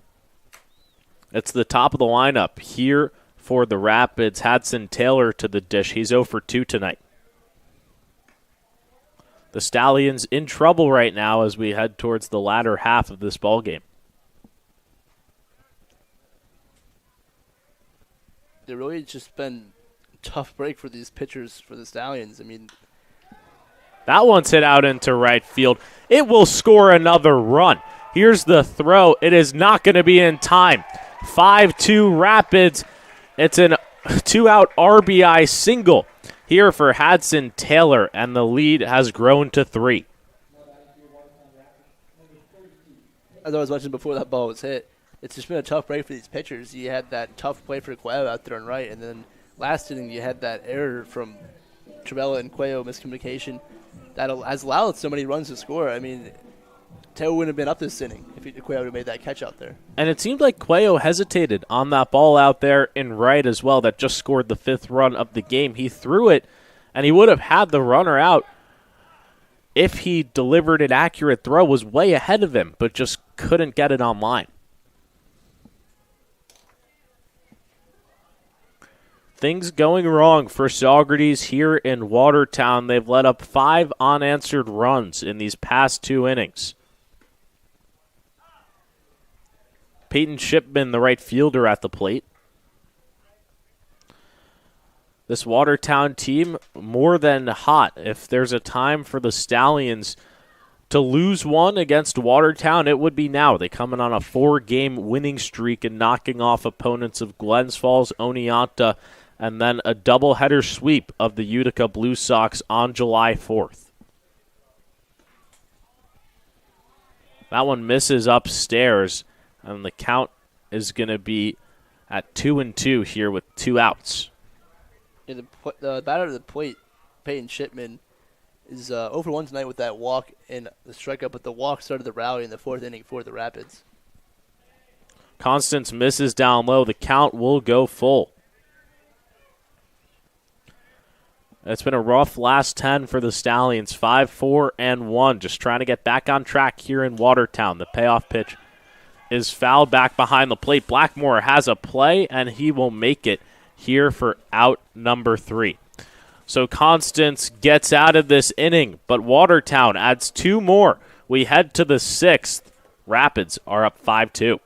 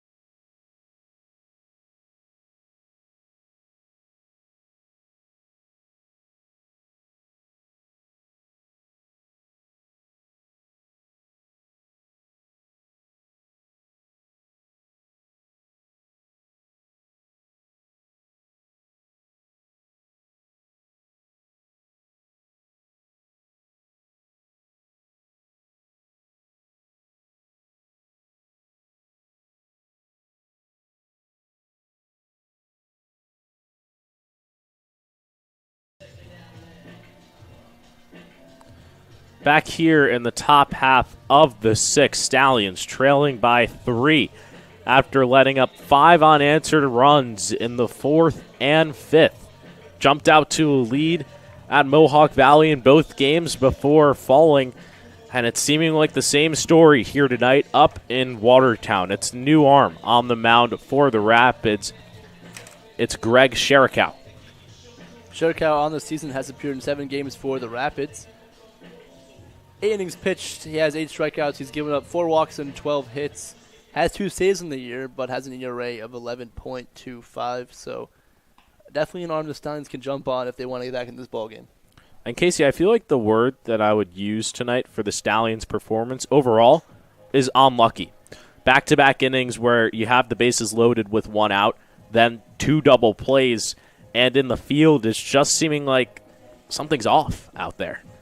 Yeah, just maybe a little miscommunication out there in the infield and the outfield. That play from Cuello looked a little odd, and that play between Rodriguez and Trivella at second base, just a glove flip and try to barehand it. Just 2 things you don't see very often from the Stallions is errors in the outfield or misplays. We haven't seen the errors come back to bite them yet this season, but in this game, more than prevalent. 2 of those runs, or 4 of the runs actually, could be wiped off the board right now if the Stallions were just a little bit cleaner defensively. Yeah, definitely. This game could be Actually, it could be 2-0. It could be 2-0 or even 2-1. It'll be Ryan Rescio to start things here in the top half of the 6th. Rescio 1 for 2 tonight. Had a single in the 4th. Takes a first pitch ball. Yeah, Rescio got doubled up on that line drive earlier in the game that ended the inning.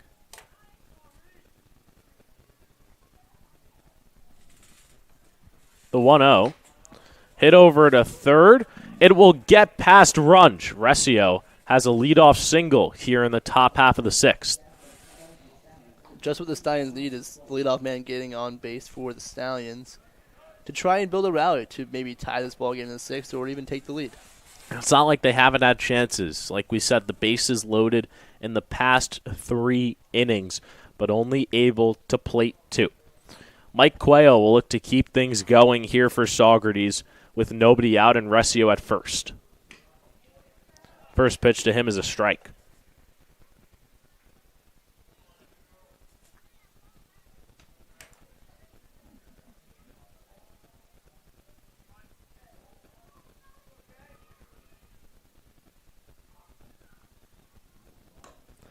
That one misses down low. 1-1 count here to Cuello. He's 0 for 2 in this game.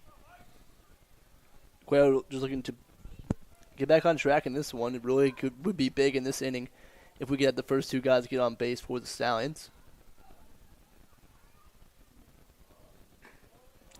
Off speed misses outside. 2-1 count. This the first of 2 games against the Rapids this season. Stallions will host Watertown this upcoming Friday on Firework Night. Resio leads off first. Here's the pitch. That one misses once again, same spot. And it's now 3-1 to Cuello. A really good at bat here from Cuello, getting himself in a good 3-1 hitters count with Resio on first base. Could make for an interesting inning for the Stallions.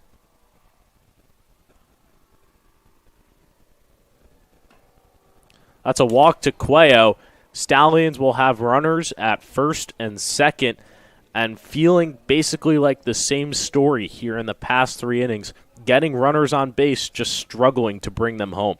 In the last 3 innings, we've mentioned countless times they've left 2 runners on base. Something they need to do this inning is get those 2 runners in. Jarrett May will come to the dish. He's had 2 walks in this game, one of them being a hit by a pitch, and also came around to score as the first run of the ballgame. Tried to lay down bunt, but will pull it back.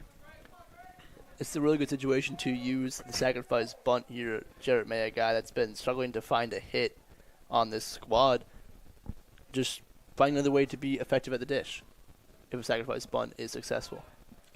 He'll try to lay down bunt once again, pulls it back, and now this is where things get dangerous. As a pitcher, when you know a guy's trying to lay down the bunt, you don't want to give him anything in the zone, but now it's 2-0. At this point, if you are Shirakawa, you kind of have to attack your May now down 2-0. May will try and lay down the bunt once again. He does get it down and puts it in a great spot. Shirakawa throws to first. It's in time for out number 1, but May does a great job with the sacrifice bunt, and now runners are at second and third with only 1 out. Really just a pitcher-perfect at-bat there from May. Able to hold back on the 2 balls, really making Shirakawa bring him the next pitch, and it plays a beautiful bunt down the third baseline. It'll be Rich Rodriguez, the shortstop. Rodriguez in this game is 1 for 2, is responsible for one of those double plays when the bases were loaded. That one misses upstairs. That double play that he hit into came in the 4th, lined it straight over to the second baseman, Asensio, and then was an easy flip for him over to Taylor. That doubled up Resio. Runners are at second and third. Rodriguez hits this one to center field. Going back on it is Meyer. Both runners will tag. Stallions are going to play to run, and the lead is cut to 2. Really good job there from Rodriguez, not trying to do too much in that at-bat. Stallions just trying to chip away here and tie the ball game against the Rapids. Now it'll be 3-5. And just exactly what Rich Doobie wanted to do. We've seen in the past 2 weeks the Stallions playing a lot more small ball, and that was the definition of it, laying down the sac bunt and then getting the sac fly. Yeah, I was just gonna mention that next. Is the perfectly executed sacrifices right there, back to back. 2 outs here. It's the top of the order, Tyler Bach to the dish.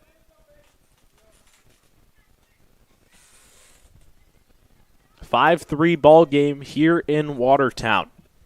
Rapids are leading by 2 Bach trying to cut the lead to just 1. He'll take the off speed for strike 1.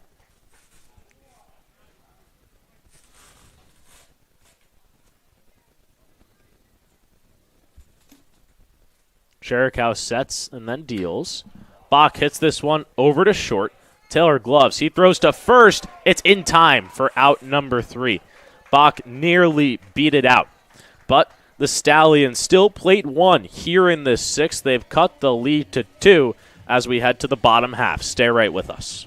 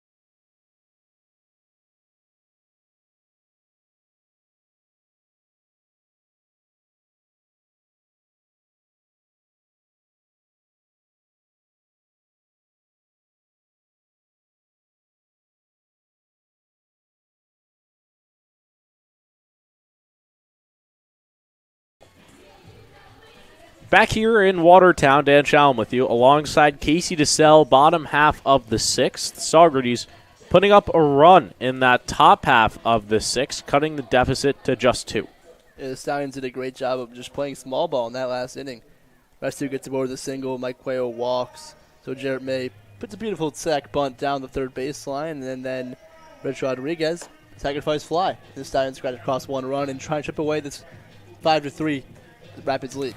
Saugerties are down to their last 9 outs of the ball game, but need to focus with what's at hand here in the bottom of the 6th. It's Peyton Shipman to start it off, the right fielder. Shipman fouled that first one off. It looked like it would hit him in the batter's box, so that'll be a foul ball. Shipman so far in this game, he's 0 for 1, walked in that 4th inning, and would eventually come around to score off of the 3-run home run by Ryan Kramer. This one's hit up the middle. It's a leadoff base hit here for Peyton Shipman.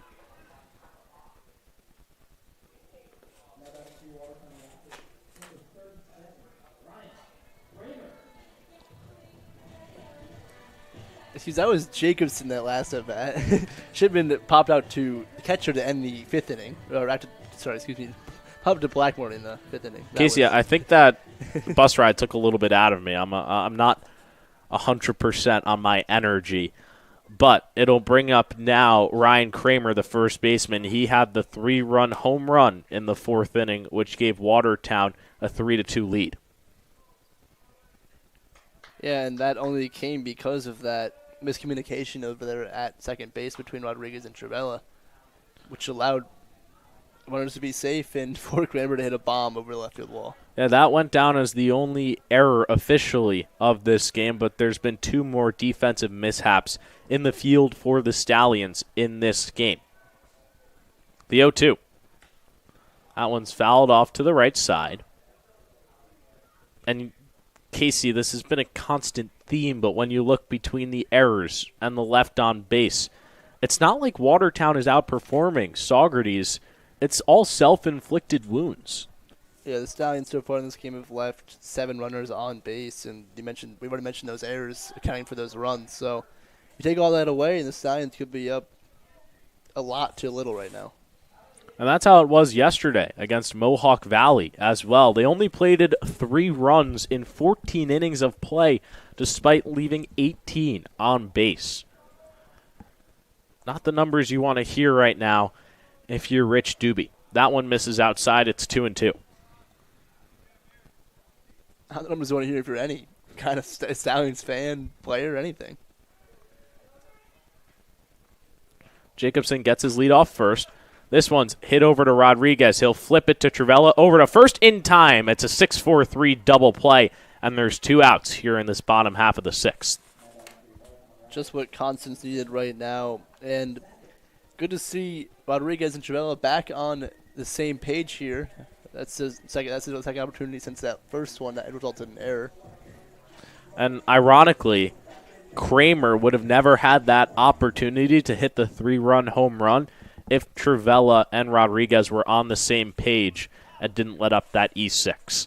It's Connor Sackett, the catcher, to the dish now with 2 outs. He's 0 for 2 on the day.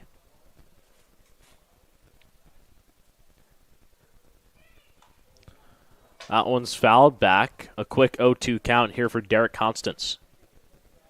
Sackett's been on the ball all day, just 2 flyouts, 1 to right, 1 to left. So he's getting a little bit under the ball, but definitely seeing it well. Here's the 0-2. Just misses upstairs. I mean, if it wasn't for that misplay by Cuello out there in right, Constance has had a really solid game so far. He's pitched to contact, and his defense just has had trouble backing him up. Trivella throws this one to first. It's a 1-2-3, bottom of the 6th. Derek Constance does a very nice job in what is his last inning of work. We head to the 7th. Stallions trailing by 2. Stay with us.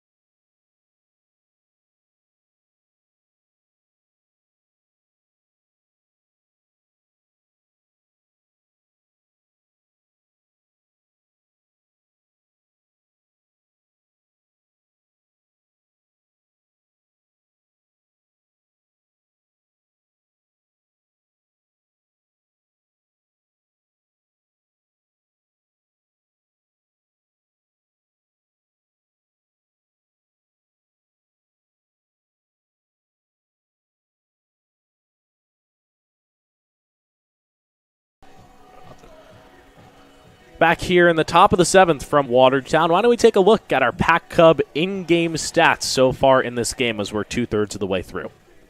Yeah, so far the score is obviously 3-5. But hits for the Stallions, we have 4. The Rapids have 6. Left on base, that's a big one. We've left 7 on base so far in this game to the Rapids 2.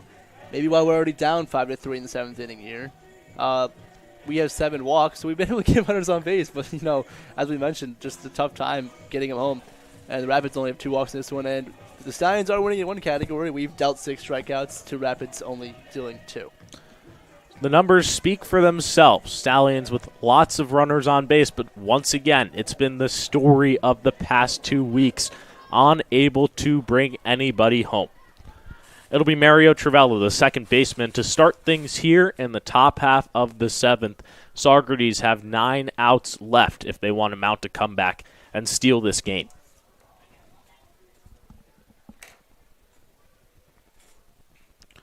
First pitch from Sherikow is down low for ball 1.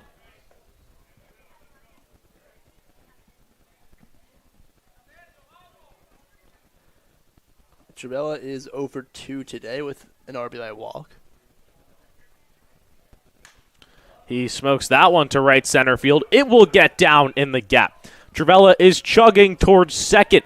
There's going to be a play. He is out.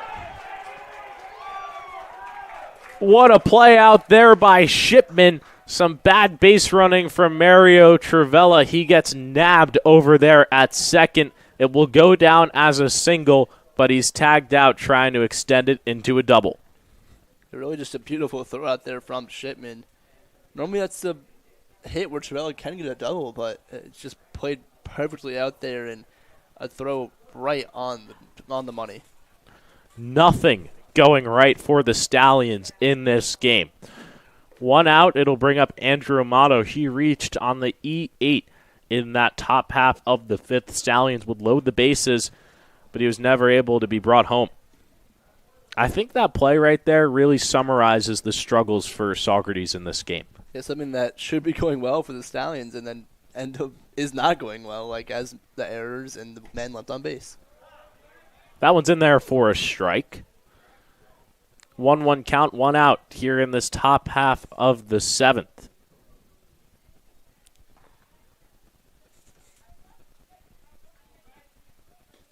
That one misses down low. We see Liam Powell getting warm for Saugerties out there in the pen. Will most likely come in for the 7th inning. Yeah, Liam Powell, guy used to performing in the late games for the Stallions, has a couple saves in the year. And Amato whacks this one out to center field. Under it is Meyer, and there's 2 quick outs here in this top half of the 7th. Meyer looked like he got a lot of that one. Just hit it on a line right to Meyer out there in center field. Unfortunately, Meyer made the play this time when Amato's at the dish instead of dropping it. It'll bring up Justin Ford with 2 outs, and you look further ahead in this game. The bottom half of this order for Saugerties is going to have to get up if they want to see guys like Trivella, Amato, and Ford back at the dish. They're definitely going to have to step up. There's only 3 hits between. 3 hits between the bottom half of this order so far. So if they want to win this ballgame, it's going to have to go up. There are 3 walks, between that bottom 5 as well. The 1-1 to Ford. That one hit him on the head.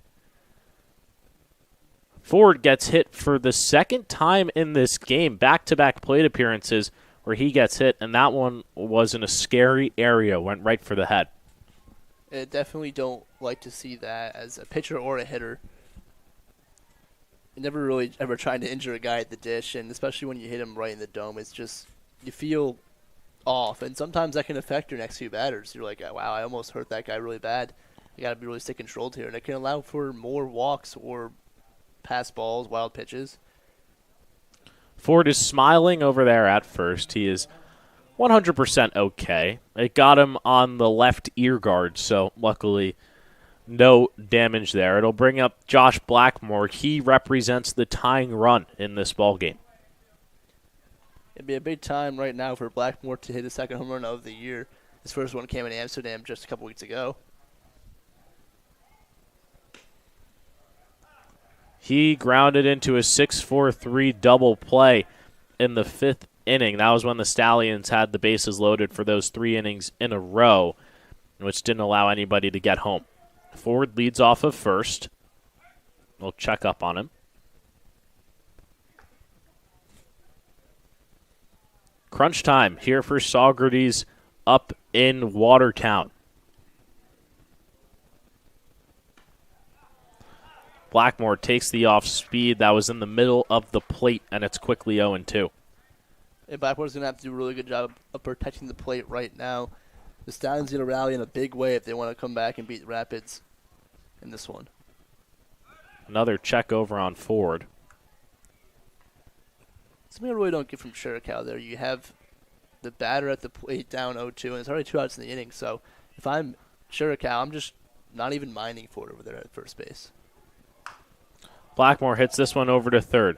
Run just got it, throws across the diamond for out number 3. So despite having 2 runners on base here in this 7th, the Stallions are unable to plate anybody. The struggles continue. We're in the 7th inning stretch here in Watertown. We'll be right back. Stay with us.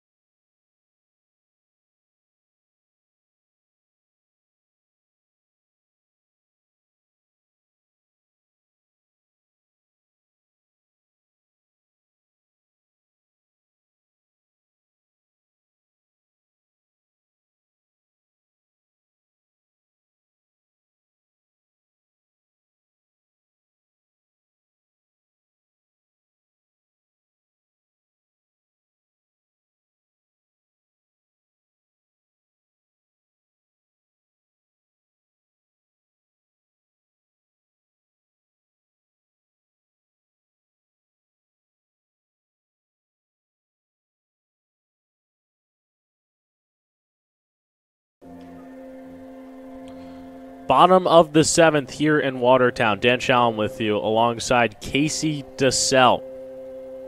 Things getting tight. Stallions are down to 6 outs and really nothing has been going their way, and the stakes are as high as ever.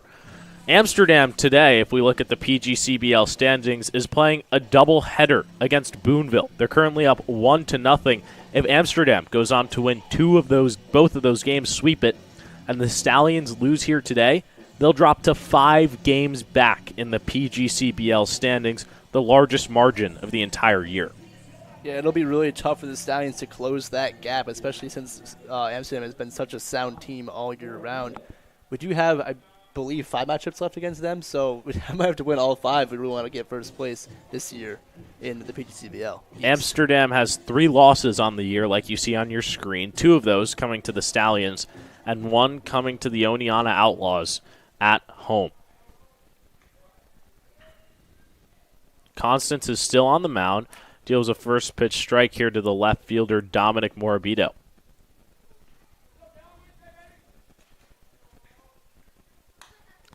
This one's popped up to the right side. May is chasing it. He'll have a play and does a nice job there for out number 1. Jared May really likes making his plays over there by tarps. We mentioned earlier in the game he made that fantastic play on the July 4th game, diving into a tarp, and that one just in front of that one. So you really can't stress the importance of this game. Stallions, although they did finish second when they won the PGCBL championship in 2021, don't want to let Amsterdam get too far away. We know that teams go through cold streaks, but it seems like the Mohawks rarely lose, if ever. They only had 5 losses across 41 games last year. Yeah, a team you definitely don't want to get comfortable in first place. This one's fielded by Rodriguez. He throws to first. 2 quick outs here in the bottom of the 7th.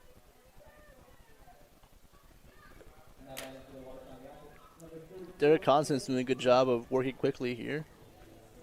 Last inning he had that 6-4-3 double play. He rolled, then followed by a ground out. And so far in this inning he's thrown 4 or 5 pitches, has a pop out and a ground out already. With 2 outs, it'll be Trey Runge, the third baseman, to the dish. Has popped up to Mario Travella twice in this game. And you look at the upcoming schedule for the Mohawks, it's pretty easy after the home and home against the Stallions, as this one's ripped to left field. It will get down for a base hit. Chugging over to second is Runge. He's there with a slide-in double. Travella nearly got the tag down, but Runge did a little bit of a swim move with his foot, and it's a 2-out double here in the bottom of the 7th. Yeah, Travella nearly getting his get back, because that happened to him in the top of the 7th inning when he tried to extend that single into a double play, but Shipman with a great throw to get him out of second base. Certainly has not been the cleanest game defensively for the Stallions, and that's something, if they go on to lose this game, that they'll draw back on if they come back and watch this one. It's Damon Asensio, the second baseman, now up with 2 outs in this inning and a runner on second.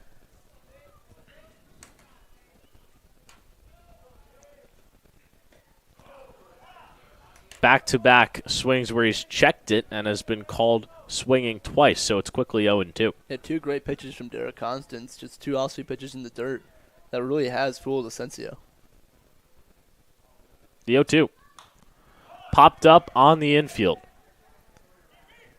Constance calls it, and he's got it, but a collision there on the infield. May was charging in and bumps heads with Constance, and they're both down on the infield. Constance seems to be okay, but Jarrett May is down.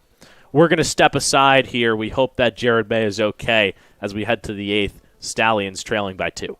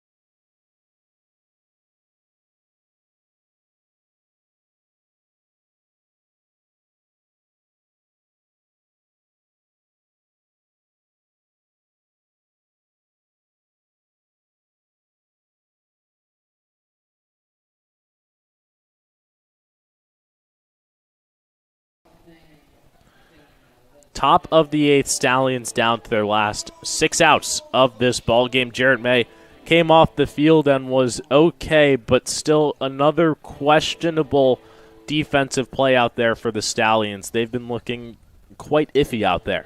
Yeah, I think it's just been a lot of communication issues out there. That double play that was mishandled by Travella and Rodriguez. Cuello out there really unsure of that fly ball. Jarrett May just trying to make a play on an infield pop fly that Constance called off. So I don't know really what's going on out there, but there seems to be a talking after this game about communication in the field. We're going to see Byram Hott come on as a pinch hitter in this inning. He is most likely going to fill in for Jarrett May. Why don't we take a look back at the last 5 games for the Stallions quickly here before we get ready for this 8th. They're 2-2-1. 2 losses, 2 wins, and a tie. You rarely see that from the Stallions squad, and they're at risk of having a losing record in their last 6, something that's never happened in this season. Yeah, really just uncharacteristic losses to teams that they should be beating. Resio grounds this one off to the left side. Greg Sherikow, is out there still for his 3rd inning of work. He came in the 6th and had pitched a clean 7th and is now out there for the 8th. Resio takes the 0-1. It's quickly 0-2. Resio needs to find a way to battle back in this at-bat if the Stallions want to get a rally going here. That one's bounced in front of the plate. 1-2 count. Stallions have never lost against Watertown according to our records. Will have a chance to avenge themselves this upcoming Friday at home if they are to lose here tonight. Resio takes that pitch, and it's 2-2. Resio doing a good job here of staying disciplined. Really trying to work a walk, maybe even just see a pitch that he likes so he can hit into the gaps in left or right center field.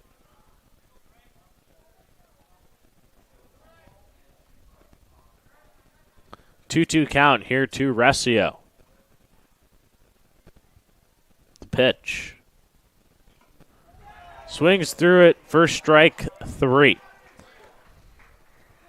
Resio was ahead of that pitch right there. Looked like he was fooled on that 2-2 pitch, and you see an ugly swing of the result. And we look across the league at what's happening right now. Amsterdam is leading against Boonville regardless of if the Stallions win this game. If they win 2 and the Stallions only win 1, they will be back 4 games heading into Monday's matchup. Yeah, but it's looking right now it's going to be tough for the Stallions to win this ball game. Just lackadaisical defense and runners left on base galore. Cuello swings through it. He struggled at the plate, a team-leading 29 strikeouts on the year, one of those coming tonight. That one misses down low for ball 2. Byram Hott is on deck. He will pinch hit for Jarrett May. Cuello hits this one to center field. It's right in the wheelhouse of Meyer. He's got it for out number 2. And Meyer doing a good job of just erasing the error he had in the 5th inning, making all the plays that have been hit to him so far since then. So now it'll be Byram Hott to the dish. He comes in after Jarrett May had that collision over with Constance in the field in that bottom half of the 7th. Byram Hott on the year is batting at .293 through 22 games. Has 1 home run, 16 RBIs, and 11 walks. Played in the doubleheader yesterday. Played both games, actually. Only had 1 hit in those 5 at-bats, with 1 walk as well. Checks his swing there. It's strike 1. Hard for a guy to come off the bench and expect a lot immediately after not playing all game. Yeah, especially this late into the game. It's the 8th inning here, so he's probably pretty cold coming off that bench, I could imagine. Hott is quickly down 0-2. Weird to say hot might be cold. Sherikow's looking to extinguish him right here. Misses down low. It's 1-2.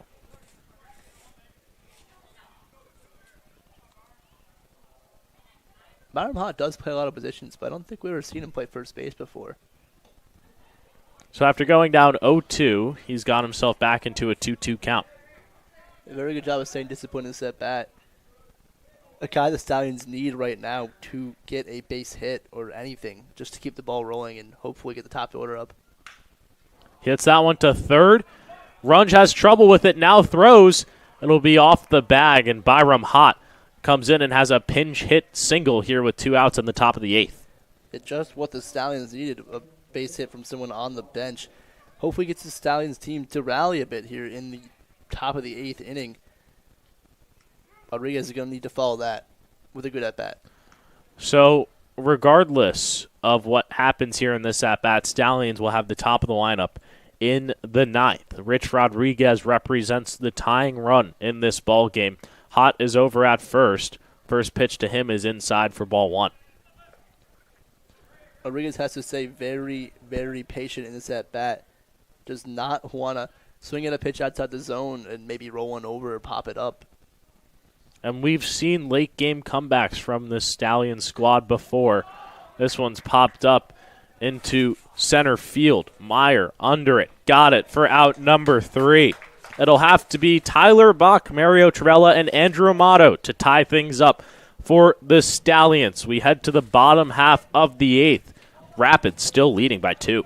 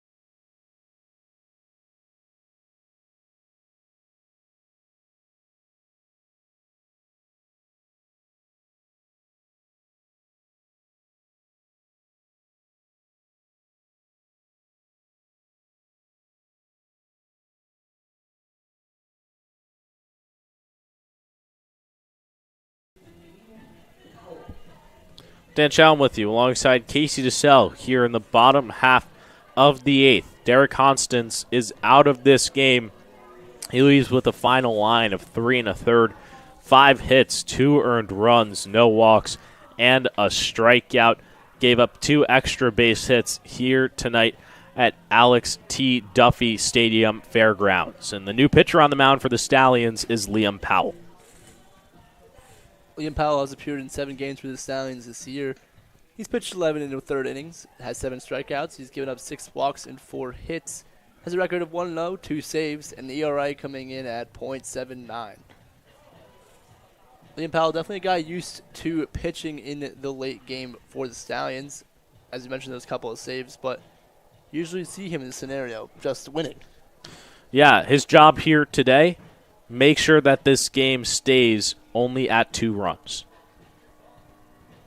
Yeah, definitely. So for the top of the order, Bach, Trivella, and Amato to have a chance in the top of the 9th, excuse me. We've seen 8th inning struggles when the Stallions are trailing or leading primarily against the Amsterdam Mohawks, where they've let up 3 runs in their past 2 matchups against Amsterdam in the 8th inning, at least 3. Trying to avoid that today here against the Rapids. First batter for Watertown is the 10-hole hitter, Sam Meyer. Powell misses upstairs for ball 1. Watertown searching for their first win against Saugerties and their 5th straight. They've been on a heater lately and are trying to keep it going. They've won each of their last 4 games also by at least 3 runs.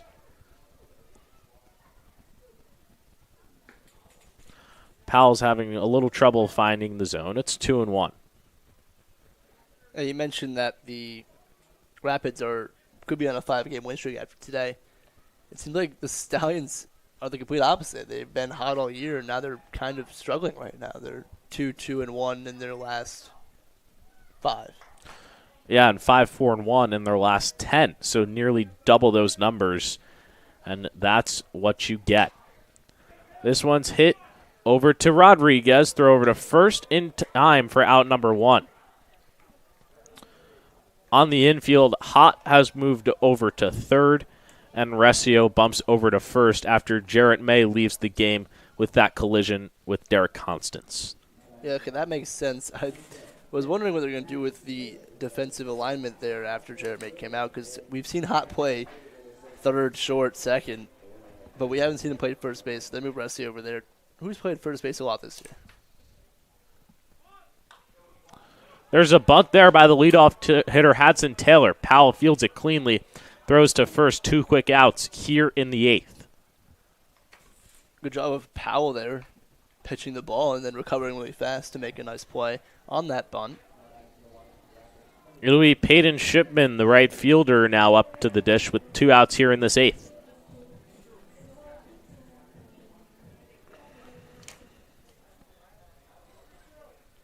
Stallions really have struggled on the road this year. If you look at their home road splits, 12-2 at Cantine Field, but 6-4-2 when they're away from home. Maybe it's just a tough time on the road, just having focus from those long bus rides, even short bus rides. But I know from previous experience as an athlete in high school that sometimes bus rides can take a lot out of an athlete, just make them tired before the game. That one's hit out into center field. Bach has got it. So 1-2-3 inning here for Liam Powell. It's going to come down to Tyler Bach, Mario Trivella, and Andrew Amato in the 9th if the Stallions want to tie this one up. Stay with us and find out. We'll be right back.